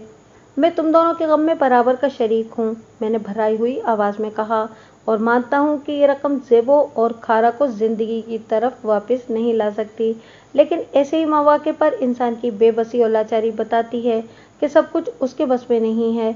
बहुत सारे दीगर मामलात की तरह ज़िंदगी और मौत का मामला भी कुदरत ने अपने हाथ में रखा है और हम सब उसकी मशीयत के सामने मजबूर हैं। मैं यकीन के साथ नहीं कह सकता कि मेरा बयान करता फ़लसफ़ा जीरत अली और गुलाम सरवर की समझ में आया था या नहीं। बहरहाल इन दोनों ने मुझसे कोई जरा बहस नहीं की और बोझल सीनों के साथ वापस चले गए। मेरा फ़लसफ़ा मबनी बर हकीकत था। इंसान चाहे कितना ही शेज़ोर क्यों ना हो, उसके इख्तियार की एक हद होती है। सेंडो के पास जिस्मानी ताकत की कमी नहीं थी।